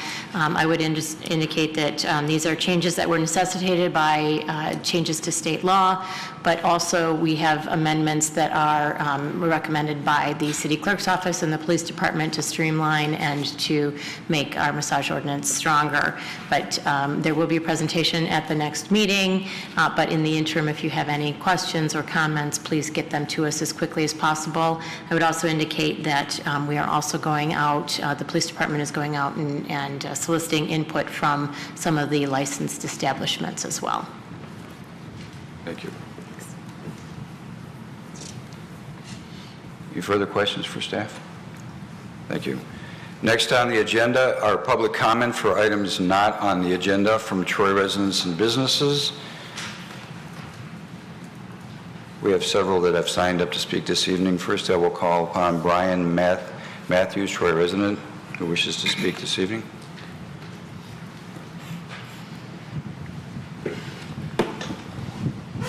Good evening.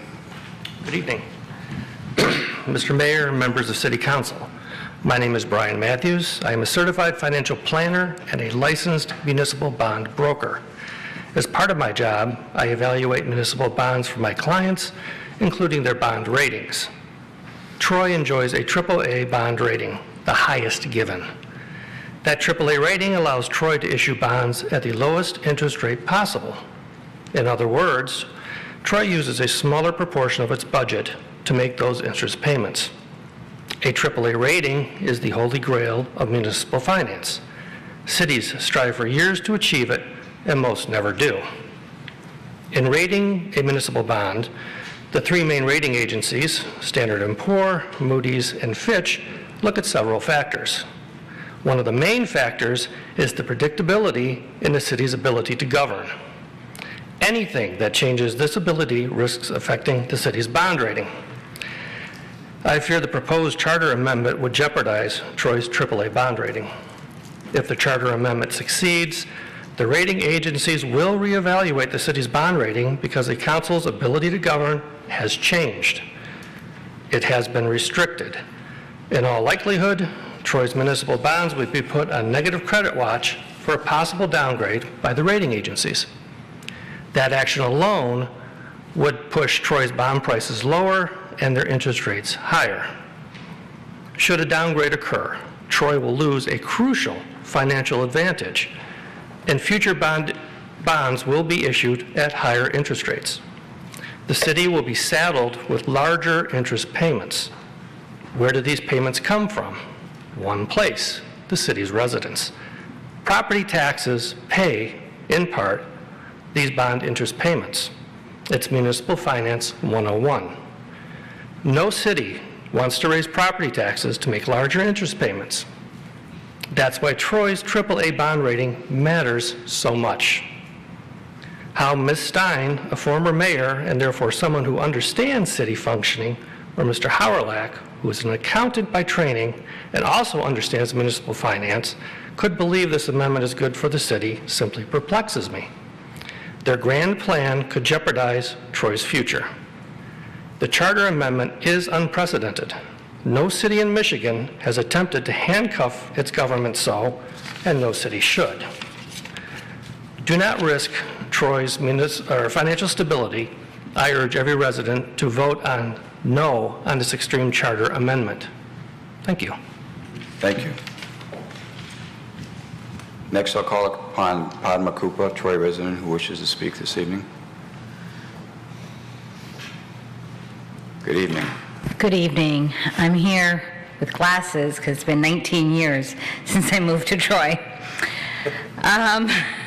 First moved here, I didn't need these. I strongly encourage our community to vote no on the extreme charter amendment so that our city does not risk its AAA bond rating or the fabric that keeps it a vibrant one. I understand the need to protect our assets like the golf courses. When my husband and I bought our first home here in Troy in 1998, our only home, drawn to the school district, the job opportunities, and the Bharatiya Temple, we also really appreciated the green space that we have here. We also understood the city's fiscal responsibility. We continue to because we're helping to pay 2 college tuitions. We understand civic responsibility. I started volunteering at the Temple the year I moved here and in the city in 2002. I've learned what good city governance looks like.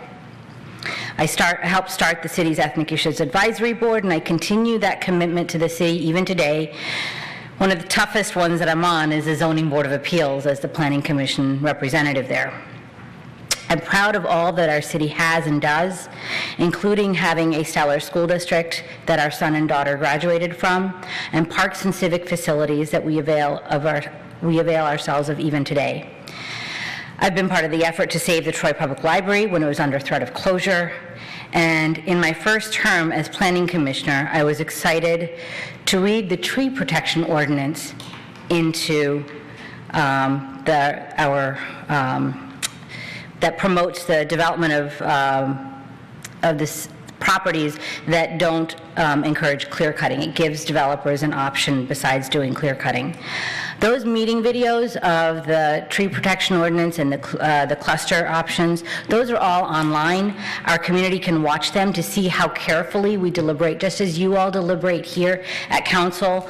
The Planning Commission also is very deeply thoughtful, and we are trying to find housing opportunities and encourage housing opportunities that will attract millennials back to Troy.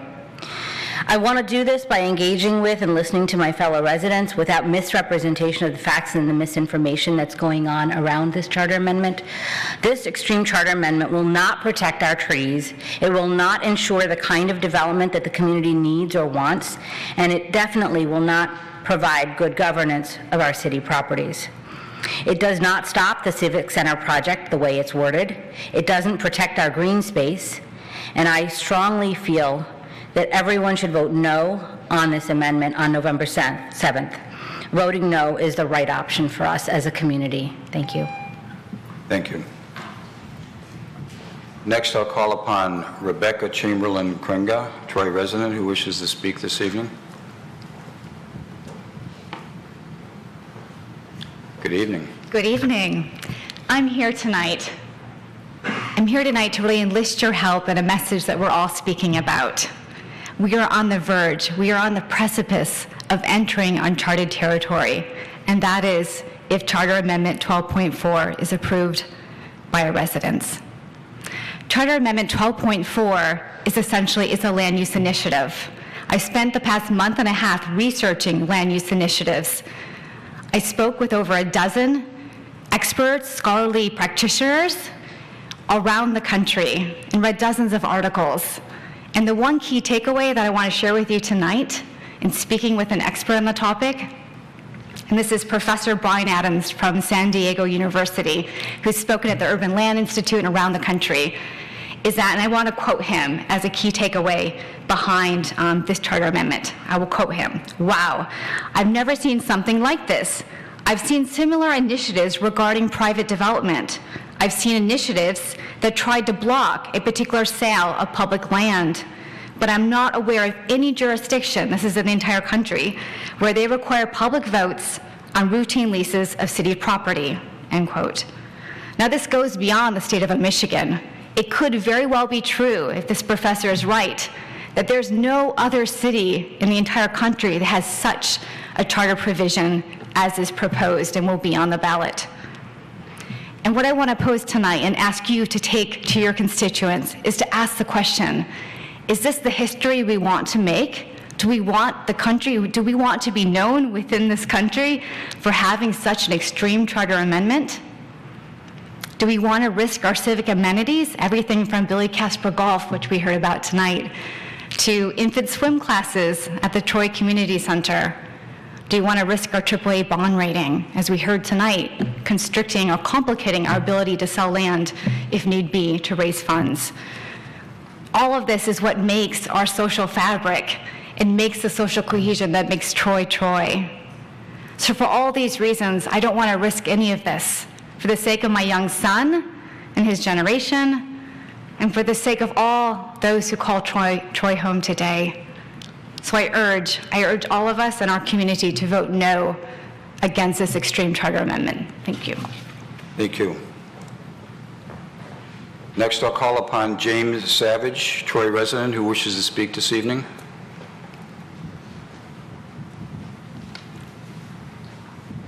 Good evening, Mayor. Good evening. City Council.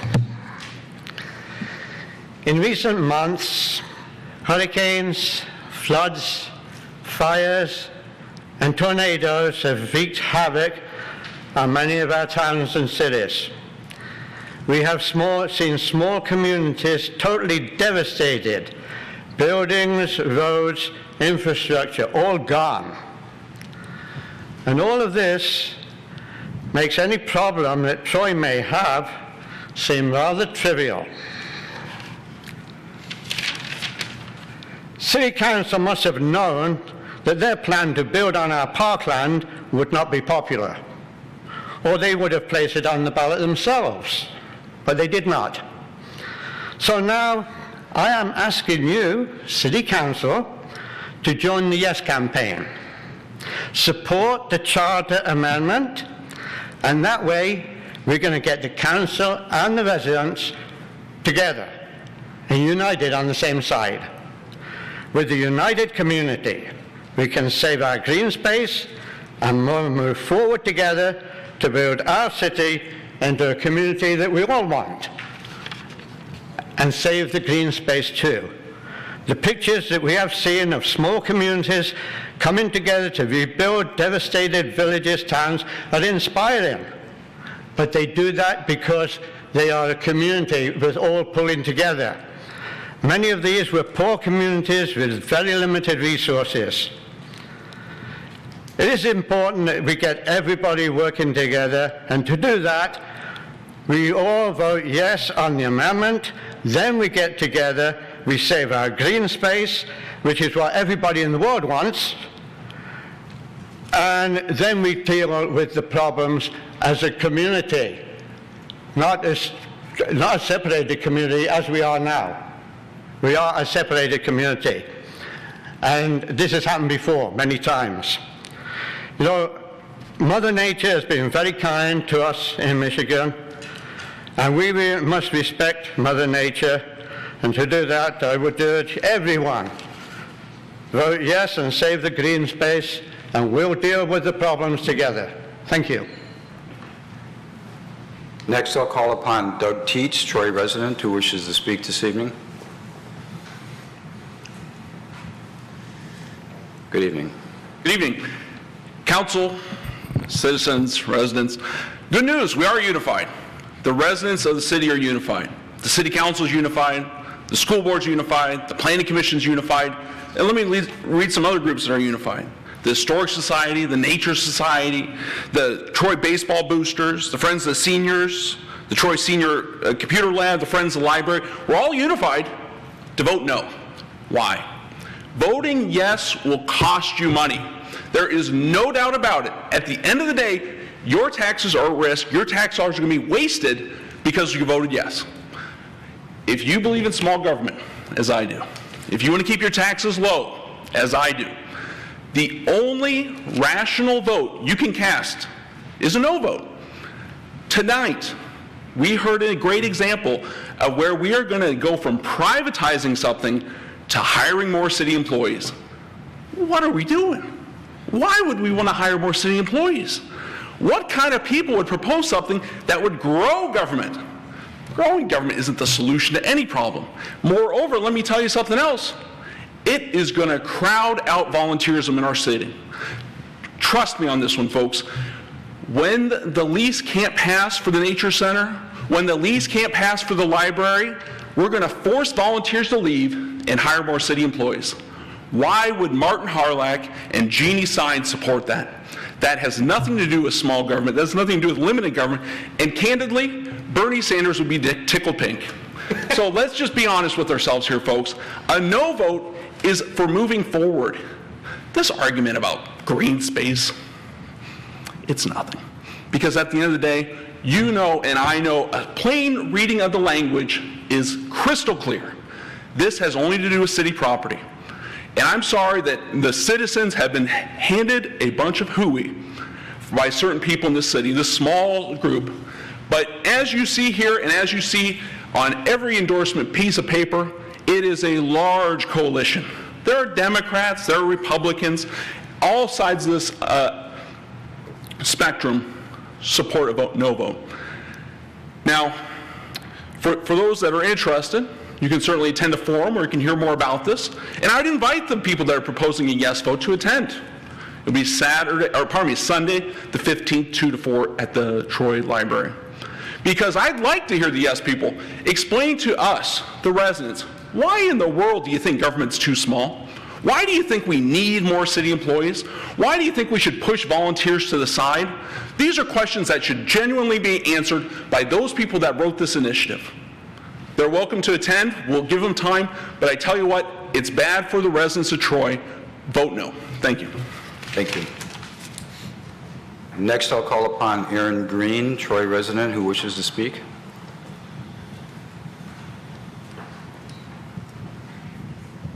Good evening. Mayor, Council, good evening. First, I have to thank Mr. Tietz for setting it up. That's unplanned, almost exactly where I was going with this. Speaking in plain language, the proposed amendment says, and I'll pardon while I get back to there, the city shall not enter into an agreement for the transfer, sale, lease, or use for more than 90 days of any portion of any parcel of public land, the whole of which is greater than 2 acres, except by the affirmative vote of a majority of the electors voting on the question at a general election. A plain, clear reading of that says that anything over 2 acres owned by this city is voted on by the general populace at an election every 2 years. Full stop. I was at the League of Women Voters forum on this, and the vote yes side repeatedly said, that's nonsense. We talked with a lawyer, and they said that that's not how this is read. But they also then proposed an amendment that would change how the entire thing operated so that it could operate correctly. That means that this amendment, as proposed, is dysfunctional. And he never answered the argument of this being the language and the plain reading of it. He brought up one individual who said, oh, this doesn't affect me, even though they work at the community center. Well, no, it does and it could, because anything that occurs on a 2+ acre of land is affected by this and could, very likely, and as I read it, will have to go before a vote. Again, it says,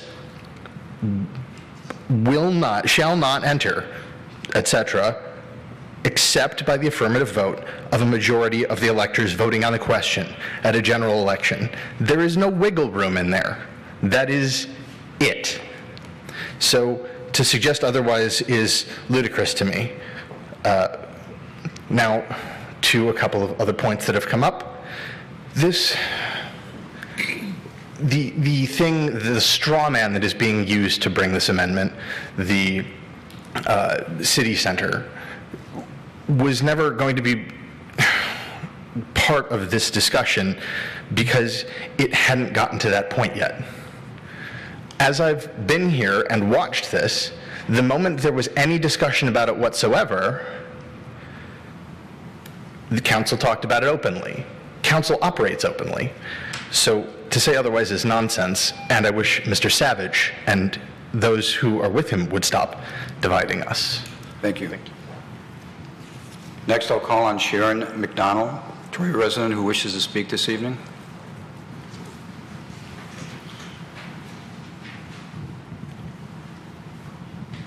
Good Good evening. Oh, wow. Just like the olden days. I have a whole prepared perfect 3-minute speech, but Mr. Savage does remind me that we have united in some ways. I'm in groups now against the amendment proposal where there are people I wouldn't have spoken to before, and now we're all against it. We all are no's on this. I also recall that there were 2 people who were behind both the last time that I was coming here every other week, the last time I was really angry, the last time this city was divided, and back then and today, unfortunately, it is Martin Hawrelak and Frank Hawrelak. I'm Sharon McDonald. I'm a 12-year resident of Troy. I'm here to speak out against the charter amendment and to ask Troy voters to vote no for it on November 7th. One thing that I think is different that I can say from what other people have said is I think I understand some of the support behind it. Troy is booming right now. The school board sold off green space, and it's being developed. Woods near me on Rochester Road have all been mowed down recently and are being developed. Condos that had stopped construction are now under construction again, and it's very jolting. There are people who are talking on Nextdoor app about what the hell is going on in Troy. It is jolting. It is a little scary. You wonder what's going to happen with your kids. But here's the thing. All of that land was privately owned. None of these projects would have been stopped by the charter proposal amendment. And when it comes to the city center, I don't even support the development necessarily, and it's not really the point. It really has nothing to do with it. The problem is the charter amendment proposal was so badly conceived and written that it's going to cause city land agreements to grind to a halt. The language says that any agreements regarding sale, transfer, lease, or even use of city-owned property will have to be voted on by the people at general elections. That means that every agreement regarding city land, from restaurants to volunteer groups to sporting leagues, will have to go up for a vote in November every year or every other year. The language is so vague, it's not even clear. That means all of these groups are going to have to seek a yes vote at the election. They'll be forced to pay for political campaigns and to wait for the next election. And that is absolutely crazy. The yes people are struggling with the truth. There's ample evidence that many of them mischaracterize the meaning of the proposal when gathering petition signatures. They continue doing so when they talk about saving Troy's green spaces, not mentioned in the proposal amendment. And there's signs that say Save Troy's City Center, also not referenced in the proposal amendment. I'm sorry, the charter amendment proposal. I just ask everyone, every citizen, to please vote no on this extreme proposal. Thank you. Thank you. Excuse me. That concludes those that have signed up to speak this evening on items not on the agenda from Troy residents and businesses. Next is an opportunity for City Council or City Administration to respond or reply to public comment. Councilman McCollum. Well, I'm slightly disappointed that Mr. Savage left. I don't know if he didn't want to hear what we had to say in response or what, but that's his own prerogative, and that's fine. I'm not really sure how to sum everything up that I want to say, so I'll start with a story. I flew 2,500 miles to get here tonight. I was in Southern California this weekend, visiting my undergraduate institution for their Alumni Day. I saw some good friends, and they asked me what I was up to, and I told them that I was on City Council in Troy, and they asked me, how's it going, how's this going, how's that going, and I had to explain the charter amendment. And the number one word that came to my mind in that process was embarrassing. I am a City Council member in a city that has this question on the ballot. It's a joke, it's embarrassing, and it's really sad. I mean, Mr. Matthews so eloquently laid out the financial repercussions. Mr. Teets animatedly laid out the whatever it was he laid out. And Mr. Savage, he commented that it's important to get everybody working together. I believe, unfortunately, it's necessary, but everybody really has come to work together. The no position is the, in my mind, obvious position. for a host of reasons that I will not spend any more time on tonight. But it's embarrassing. I was on the other side of the country, and explaining is just something so sad. Thank you. Councilwoman Abraham. Mr. Savage made the comment that with all the things going on in the world today, isn't it trivial that we're talking about something like this? And I couldn't agree with him more. We shouldn't be talking about this. This never should have been something that this community should ever have to consider. Not just this community, any community within the state, any community within this country. I can appreciate the desire for limited government, but this isn't it. This is just bad government. This is inefficient government. This is what they make political cartoons about. And frankly, it offends my sensibilities that we have to even consider something that will intentionally handicap government's ability to govern. Mr. Savage also said this has happened many times before, this situation where the city wasn't united. And I recall those times, and it was the same group of people causing the heartburn, playing the same tricks that they're doing today, sending letters looking like they're from official letterheads from former members of council. We saw it during the library millages in 2010, in 2011, during the recall election. It's the same group of folks doing the same thing to make our community less unified than it is, or what it could be. And I thank Mr. Teets for outlining the many community groups that are supporting this, and the diversity of the community groups supporting the no vote. A lot has been also mentioned about, well, we had an attorney draft this language. And I submit that is a true statement.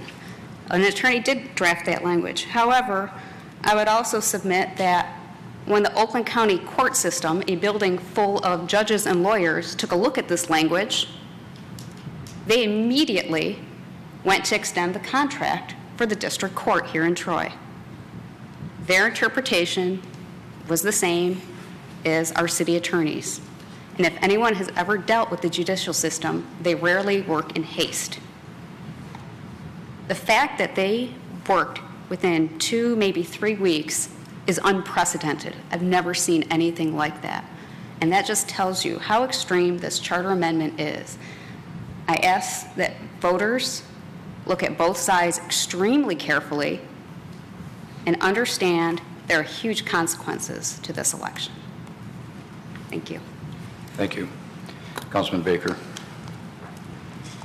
I think I'll start with, I'm a no vote on the charter amendment. I mean, that should be clear. I mean, all of us have said that at length, and it's rare that we are all unified on something so passionately, on something that seems so divisive in our community.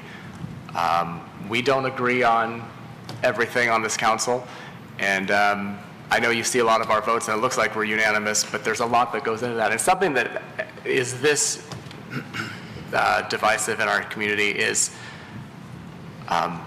shocking. Mr. Teets listed all of the different groups.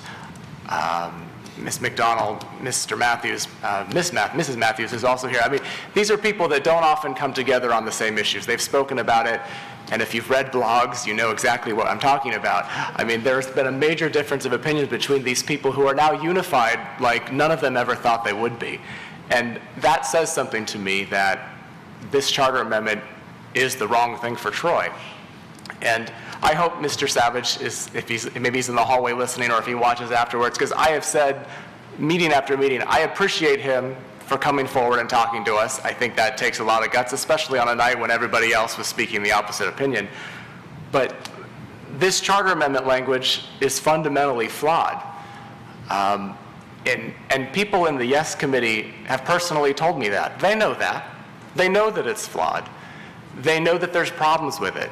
I was told that, well, pass it and then we'll fix it. We can come to council and you can put it on the next ballot to fix it.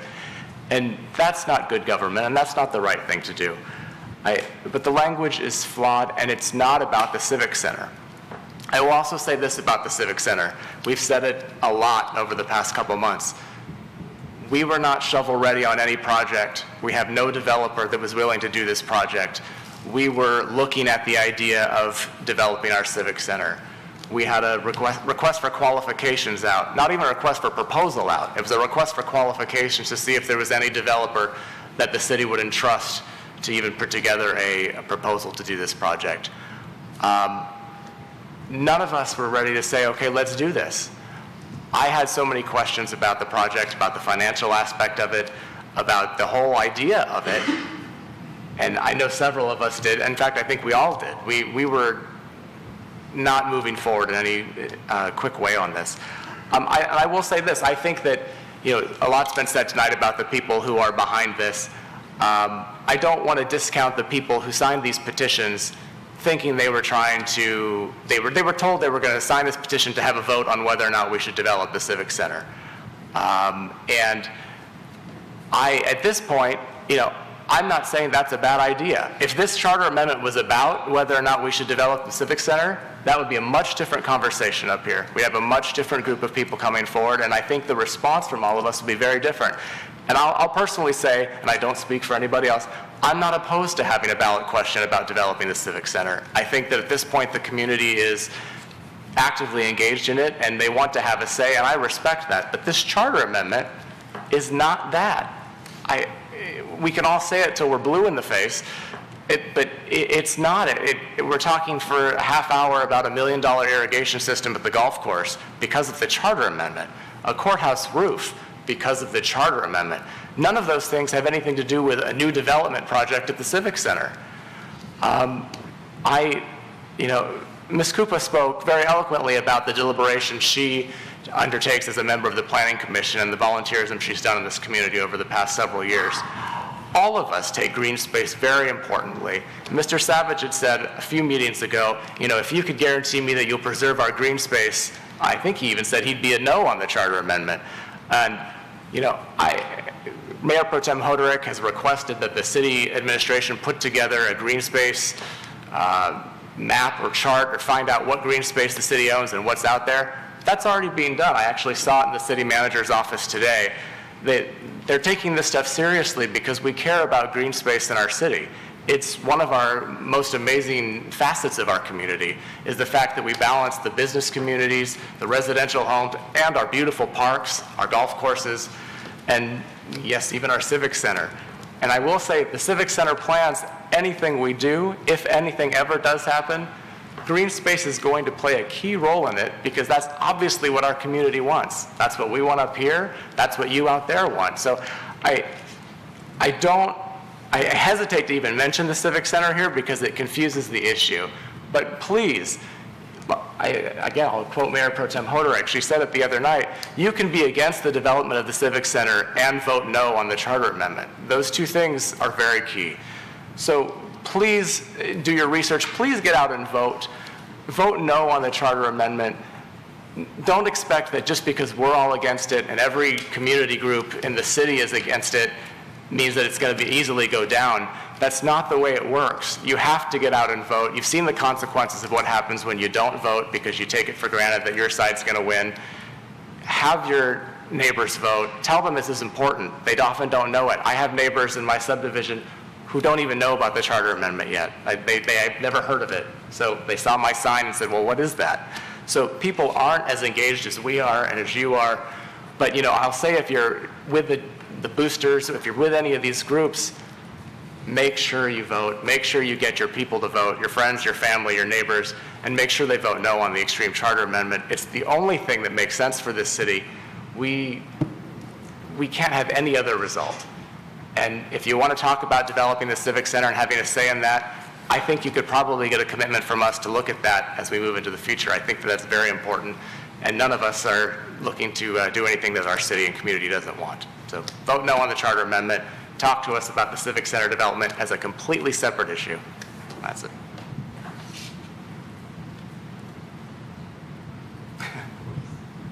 Anyone else wish to speak on this? Mayor Pro Tem Hoderick? Our discussion tonight about the irrigation at the golf course actually is frightening to me and is so disappointing. I'm about to finish 4 years on council, and in my service, I've fought to protect the AAA bond rating, the safety services, and the efficiency of this government. I worked in this city. I know that it is a benchmark city in this nation for how it runs itself. We're a go-to city for people looking for examples on how to do municipal government. This has nothing to do with the Civic Center. This has everything to do with protecting a well-run city and keeping it a well-run, top-notch, excellent municipality. That is what we are going to the polls and voting about in November. It is an extreme amendment change. It looks so innocent with its little language there, but it's not. And tonight we saw an example of it. It's very, very concerning to me, and it's complicated for folks. Mr. Savage talked about people coming together. I dearly wish that the people who started spreading the misinformation in July as they gathered signatures had come together with us to have a discussion about the facts about this. I dearly wish they had reviewed the legal language. That attorney who isn't even from Troy never took a moment to come talk to us about that language and what the impact would be and what we as the representatives of our residents thought about it. The misinformation just started. This is the same thing that went on when the citizens tried to do Proposal 1 to save the library in a fiscally responsible way. And it's the same people behind it.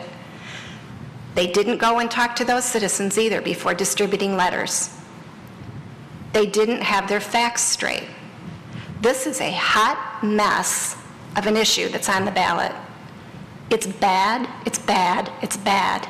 And if we had a mountaintop in Troy, I'd climb it every morning and scream it if I could. And people say, oh, you're so over-emotional, because everybody says that about me, because I am. No, this is businesswoman Ellen Hoderick saying this is a bad way to run a city. I've lived here 28 years. A significant part of our investment is here in our home. And the personal hours of volunteer time I've put in to then have this come running up to us when no one bothered to even have a conversation with me at a table over coffee to say, what do you think? I am not the kind of person that's unapproachable. And the folks that did this know that I'm approachable. That should tell you something about the integrity or lack of it when this was put together. I take issue with it, but the silver lining is there is a huge team of people that have come together, a broad coalition. It's pretty fantastic. And that does bode well for the city.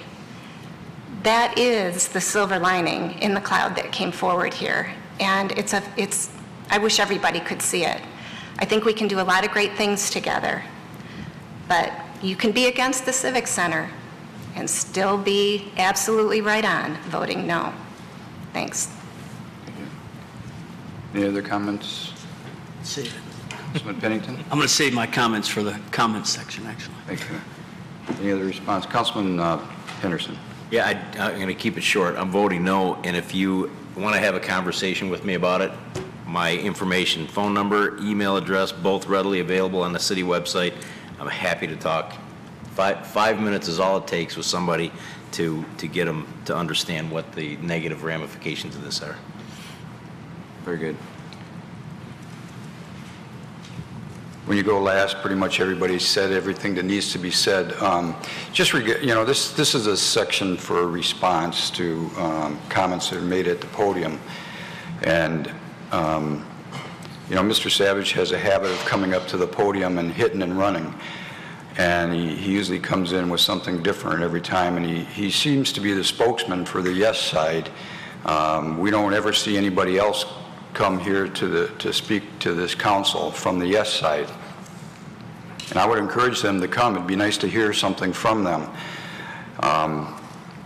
But to just the one point that Mr. Savage made tonight, and that was about unity. And I think Doug Teach said it best. All you have to do is take a look at the endorsement side and look who is united against this charter amendment. And that tells you that there's a very small part of this city that is not united, and that's the yes side. And what did the yes side do? They couldn't even find an attorney in the city of Troy to take their case, to write the ballot language for them, or to send an incredible letter to the city attorney, not once but twice, that I would encourage everyone to take a look at the response letter from City Attorney Bloom to this attorney. It says it all. And then he had the audacity to send a second letter that was almost identical to the first letter. And I just want to read to you City Attorney Bloom's response to him. This is not the first one, but the second one. Your latest letter was hand-delivered to my office today by Frank Hauerlich. I reviewed this letter, and respectfully, it does not appear to me that you raised any new issues that were not addressed in my letter of September 28, 2017. Perhaps your new letter dated September 26, 2017 was drafted prior to your receipt of my response. As articulated in my earlier letter, I remain concerned about the likely unintended consequences of the proposed charter amendment. I am concerned about your misleading and misinformed statement that either City Council or City Administration is holding civic groups hostage in order to defeat this charter proposal. How absurd for him to make a statement like that. Troy City Council and Troy City Administration are obligated to provide information to the electorate, and every effort has been made to provide Troy voters with accurate and factual information in a neutral manner. Sent to an attorney up in Saginaw that has never probably ever set foot in this city, and that's who they chose as their representative on the legal end. Cranes had an article in the paper today about what's going on here, and Cranes did a great thing. They listened to both sides, and then they went and found an independent person and asked him a question. Take a look at the Cranes article. The independent person that Cranes chose will say the same thing that our city attorney said. And I think that says volumes about which side you should be on. So vote no, please. There are no council referrals this evening. So Councilman Pennington, we're at council comments. All right, well, I got a couple of them. So I wanted to start with thanks to the League of Women Voters for hosting a roundtable discussion last week for all the candidates on City Council. If you haven't seen it, I encourage you to go to their website and see the rebroadcast of the roundtable with special attention given to the last question on whether or not the candidate supported the charter amendment proposal. I'd like to reiterate what other council members have said today, 2 weeks ago, and the meeting before that the charter amendment proposal is not, I repeat, is not a vote on the Civic Center property. In my opinion, the charter amendment proposal is a poorly worded document by some well-intentioned people that will strangle how the City of Troy does business for years to come. It will negatively affect the city's AAA bond rating, impact taxes, and lower city property values. You will lose quality people, and these people that I sit with on City Council are quality people. I guarantee you will lose quality people on City Council, and you also will lose quality people working for the City of Troy. I take offense to what Frank Hauerlich said in the media. I read in the paper last week that said that City Council is blowing smoke on the citizens of Troy. I've been on city council for 5 years. I was asked to help out on council 5 years ago because the city of Troy was basically a laughingstock. We were on the 11 o'clock news on a regular basis and the national news, and it was not in a positive light. Since I've been on council, there's been many divisive issues. Every council member has an independent voice and sometimes differing views. During this 5 years, I've never seen a divisive issue on which all 7 of us are in total agreement until this proposal. Last week, we received a letter from a resident that called this charter amendment proposal an impending disaster, and I believe that's an accurate analogy. But it's an odd-year election. If you don't get out and vote, this could squeak through. So, like everyone else has said, you got to get out and vote no against this charter amendment proposal. But on a lighter note, the Troy Historical Society is in the final round of a contest put on by the Bank of Ann Arbor. It's an online campaign to vote for your favorite Oakland County nonprofit. The Troy Historical Society has a chance to receive $20,000, but they need your help. You need to go online to vote. It's www.troyhistoricvillage.org, and you can vote every day until October 12th, which I believe is Thursday. The Troy Historical Society and Village are city gems that sometimes struggle with funding, and this is something we can help with. So get out there and vote. Thank you. Any council comments? Councilman Baker. Real quick, I'll just put in my plug again for the Fightful 5K, which is Sunday, October 22nd. Stealing the mayor's thunder. He's got a nice brochure here. Thanks, Vanna. Vanna Hoderick, everyone. We've got registration you can do online. Registrations are substantially up since I last mentioned at the meeting. I'm not taking credit, but I know they've gone way up. I will also say, if you think you've registered, you better check again because you maybe haven't. I've registered, and it's going to be a great event. It's Sunday morning, October 22nd. The registration on site is at 7 o'clock that morning to get going. The race starts at 8 o'clock. There's a family pumpkin run that's 1 kilometer afterwards. It starts on the Civic Center property at the community center. Like I said last time, you get to run out on Big Beaver. There's no traffic, no cars. It's really a cool experience. Please come. Costumes are optional, but always encouraged. And you can go on our city website, and it's very easy to register there. But I will be there running, and I think several of us will be there hanging out and enjoying what our city has to offer. Did you wear a costume last year? I did not wear a costume last year. I could see you as Captain America. I appreciate that. Any council comments?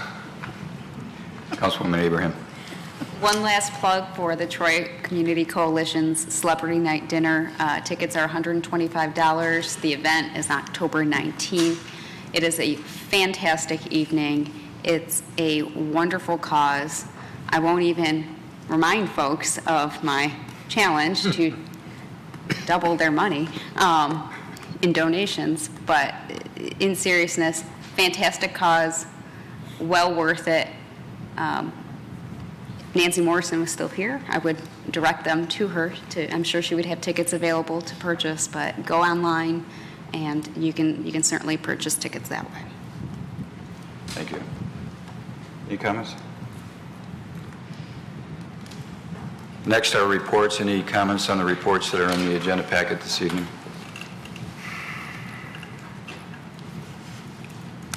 Councilman Baker.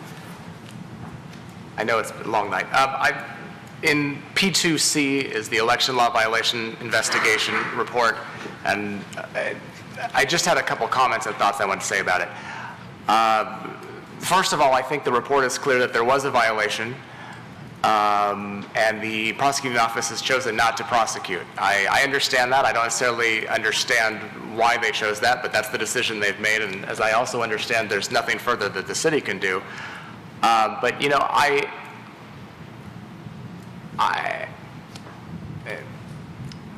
we've talked about this for the past at least month, maybe more.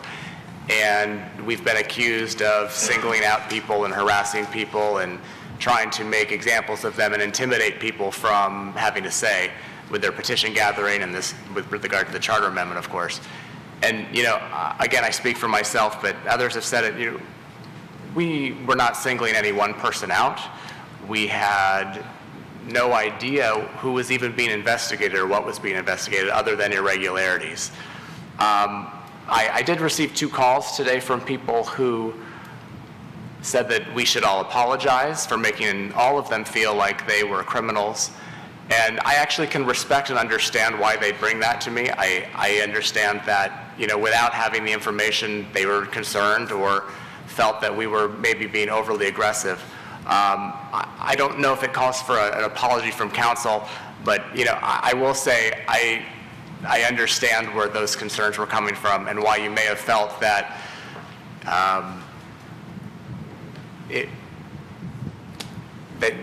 I don't understand why you felt you were being targeted if you didn't do anything wrong. I will say that also. But my point is that, you have to understand that the city council up here, we didn't have knowledge of the specific allegations that were being investigated. Now we have them in a report and we see exactly what was being said.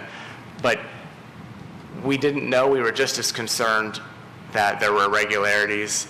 And at this point, I think that if there's nothing further the city can do with regard to this and what the sheriff's department, if they have any appeal rights, I don't know. I think it's important to focus on the charter amendment and the yes or no vote. And obviously, we've talked at length about the importance of voting no. But for those of you that are concerned that you're still being investigated, this report makes it pretty clear that that investigation has ended. And now at this point, we need to focus on getting the vote out to defeat this charter amendment. Questions or comments? I guess I'll respond to that a little bit because I don't necessarily agree with what you said. I think it's pretty darn clear that somebody committed, in my opinion, a very serious election law violation. I think any time you sign that document and lie, that's a pretty strong violation. I think I respectfully disagree with the prosecutor's office. I think it sets a terrible precedent. I don't even know why they would have that language on a ballot anymore if you're not going to be held responsible for doing that. I think the only person that owes any apology is the person that committed the crime. And that's the person that should be held responsible. We wouldn't even be talking about this if that person hadn't committed that violation or committed a law violation. So to hold anybody else responsible, I think, is a terrible interpretation when that person is the one that should be held responsible. And it's very clear that that person committed a violation of the law. So I would debate that person or anybody else. We've always said that it was one complaint, always, on one person. And it turned out to be true. Any other comments?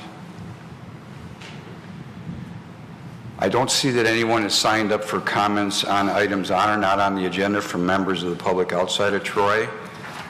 There is a closed session request this evening, so we will be in recess and adjourn in the boardroom for that closed session. Thank you for coming this evening.